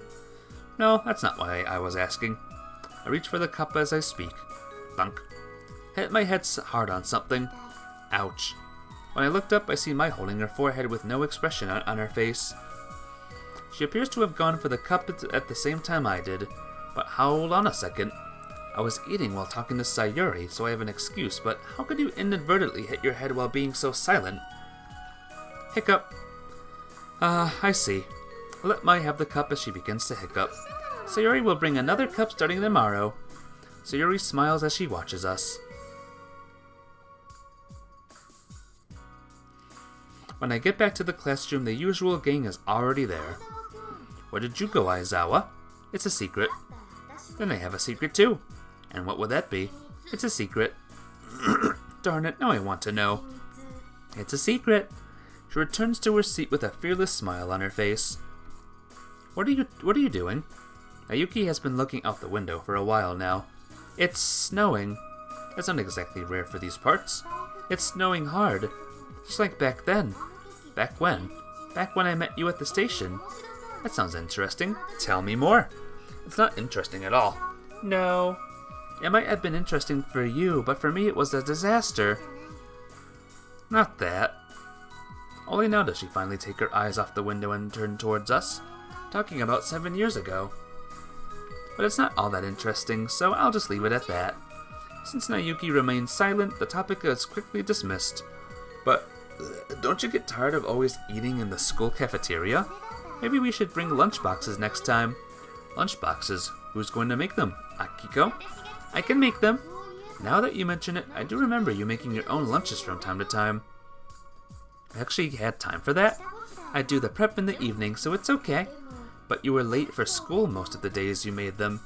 So it's not okay at all then. It'll be okay this time. Okay. You know what? Okay. Okay then, make them for us. Are you sure? But just assume we're bringing lunch when we're late, okay? Okay. You say the most horrible things. Nayuki sulks having heard what we said. You're seriously making me angry. We're just joking. Right. Anyway, I'm looking forward to the lunches. Yep, I'm sure you are. Eventually, at the sound of the bell, we noisily go back to our seats. You hear the sound of the door opening, and the afternoon class begins in the dimly lit classroom. Out of the window, I can see that it's snowing as always. Hope it stops by the time I go home. Time passes as I think about things. School is finally over. After listening to the end chime for the 6th period, I get up from my seat. Homeroom is apparently cancelled today. So basically, our school day ends before that of the students in other classes, but my classmates have leave the room slowly with heavy feet. The weather is naturally the reason why. What are you going to do today, Nayuki? I have club again today. That's right, you said your next day off was Thursday. We're going to go to the CD shop, right? Yeah, I'll show you how to get there. Good luck with the club then. Do you actually have it when there's weather like this? On the other side of the window, there's the same sky and large snowflakes. There's always the gymnasium. Must be tough being the club leader. Yeah, but I enjoy it. Just be careful, okay? Of course! I change my shoes at the shoe rack and adjust my bag after it starts to slip off my shoulder. Then I lean out from the dimly lit entrance door and take a look at the sky. The clouds are almost black. The snowfall is so heavy that I can only see a few meters ahead of me. And the north wind is freezing. It'd be unsafe to go home in this weather. I'm in a terrible mood. I don't have an umbrella because it was sunny in the morning, and it doesn't look like waiting for it to stop is going to do me any good. Let's buy an umbrella. Well, it's a bit out of the way. I choose to stop at the shopping district to buy an umbrella, but I'm going to have to run all the same. Through the snow that obscures my view, I head towards the relatively close shopping district. I'm extremely lucky that there is little wind. Oh, this music is so good. I buy a plastic umbrella at the nearest convenience store, planning to use it on my way home. Yuichi! Ugh! Just when I think I'm safe, I get caught by surprise and fall forward. Wah! Slide. The two of us overlap on top of the freshly fallen snow. You surprised me by falling so suddenly, Yuichi. Sorry. Just get off me for now. Okay, sure. I guess it's my fault this time. It's hard to dodge with an umbrella. In the end, I'm covered in snow and there was little point in buying an umbrella. Sorry. But we're really something, huh? We're covered in fresh snow. You can say that again. This is no laughing matter. I sigh as I wipe the snow away. But strangely, I'm not angry. Are you on your way back home, Yuichi? What does it look like? Although I'm white from the snow, I'm still in my uniform. How about you, Ayu? I'm on my way home too. You don't look like you're on your way home at all. Ugu, why not? Why are you wearing casual clothes if you're coming home from school? Huh? As I brush away the snow, I look down at my clothes. The school I go to allows casual clothes. That's rare. Yes, but it's a good school. There's snow left on her head, and when I brush it off, Ayu squints her eyes happily. I actually like school. Good for you, but why are you wandering around on a day like this? She doesn't have an umbrella on her hand either. You only come to the shopping district for one reason. To eat and run? No. That thing you're looking for? Yeah. Still haven't found it? Yeah. And you can't even remember what it is? Yeah. Every time she nods, her voice gets quieter. Look for it again. You're looking again today? Yeah, I really need to try as hard as I can to find it. That said, I continue after a moment's hesitation. I think the chances of finding it are next to zero. It may sound a bit harsh, but I'm sure she won't give up unless I say something to that effect. I don't know what Ayu is looking for, so I can't just tell her to give up on it. When I see her running around in the snow without an umbrella, I just can't help but say something. Yeah, I understand that too. But next to zero isn't zero. I don't know what I'm looking for. I don't know where I lost it. I don't know when I lost it. It's strange to be sure. Even I know that. I know I may never find it. She looks down so that I can't see her expression. I'm so stupid. This almost sounds so strange, huh? Yeah. You're so honest, Yuichi. But it's not like I don't understand. I mean, I have things I can't remember too. Memories of the snowy city I spent with Nayuki and the girl standing in front of me. What happened 7 years ago remains covered in a pure white haze. Something wrong, Yuichi? It's nothing. You're lying. Something seems off about you. Of all people, I don't want to be hearing that from you. Oh, goo, you're so mean, Yuichi. That's the Ayu I know. Yeah, you really are mean. She hits me with her gloved hand. If you've got time to attack, you've got time to look for what you're after. Oh, goo, I did mention that you're mean, didn't I? You may have, but you're looking for something important, right? Are you by chance going to help me look for it? I'm already along for the ride. Ugu, thank you. You use Ugu for when you're both sad and happy. Ugu, leave me alone. Her cheeks puff out in indignation. Before I know it, she has completely returned to her usual self. I'll do my best. I walk briskly through the snow. Hold on, Ayu. What is it? You're just going to walk like that? Huh? Here, an umbrella. Umbrella? Don't you know what an umbrella is? It's a useful tool to protect yourself from the rain and snow. Ugu, of course I know what an umbrella is. Then why do you have such a strange look on your face? You inviting me under your umbrella? I can't be the only one under the umbrella in this snow. Ugu, thank you, Yuichi. I'm just saying this out of concern for what people around me might think. I don't really mind either way. She happily jumps under my umbrella. Hey, don't get too close, okay? If I don't, I won't be under it. These are in the way, I'll pluck them out. Well, pull on my wings. We make our way through the snowy shopping street, not knowing whether my umbrella is actually useful or not. Haha, this is fun. Alright, guys. I don't know if anyone's even watching at the moment, but I'm gonna save it right here, and we'll pick this up tomorrow. Will we find Ayu's thing? Will we figure out the mystery of the other strange girls? We'll see. But take care, guys. See you tomorrow or tonight for more games. We got Alphadia 2 tonight. The last game I played in 2024. We gotta finish it, guys, ASAP. But yeah, take care. Love you all, and I'll see you soon. Bye-bye!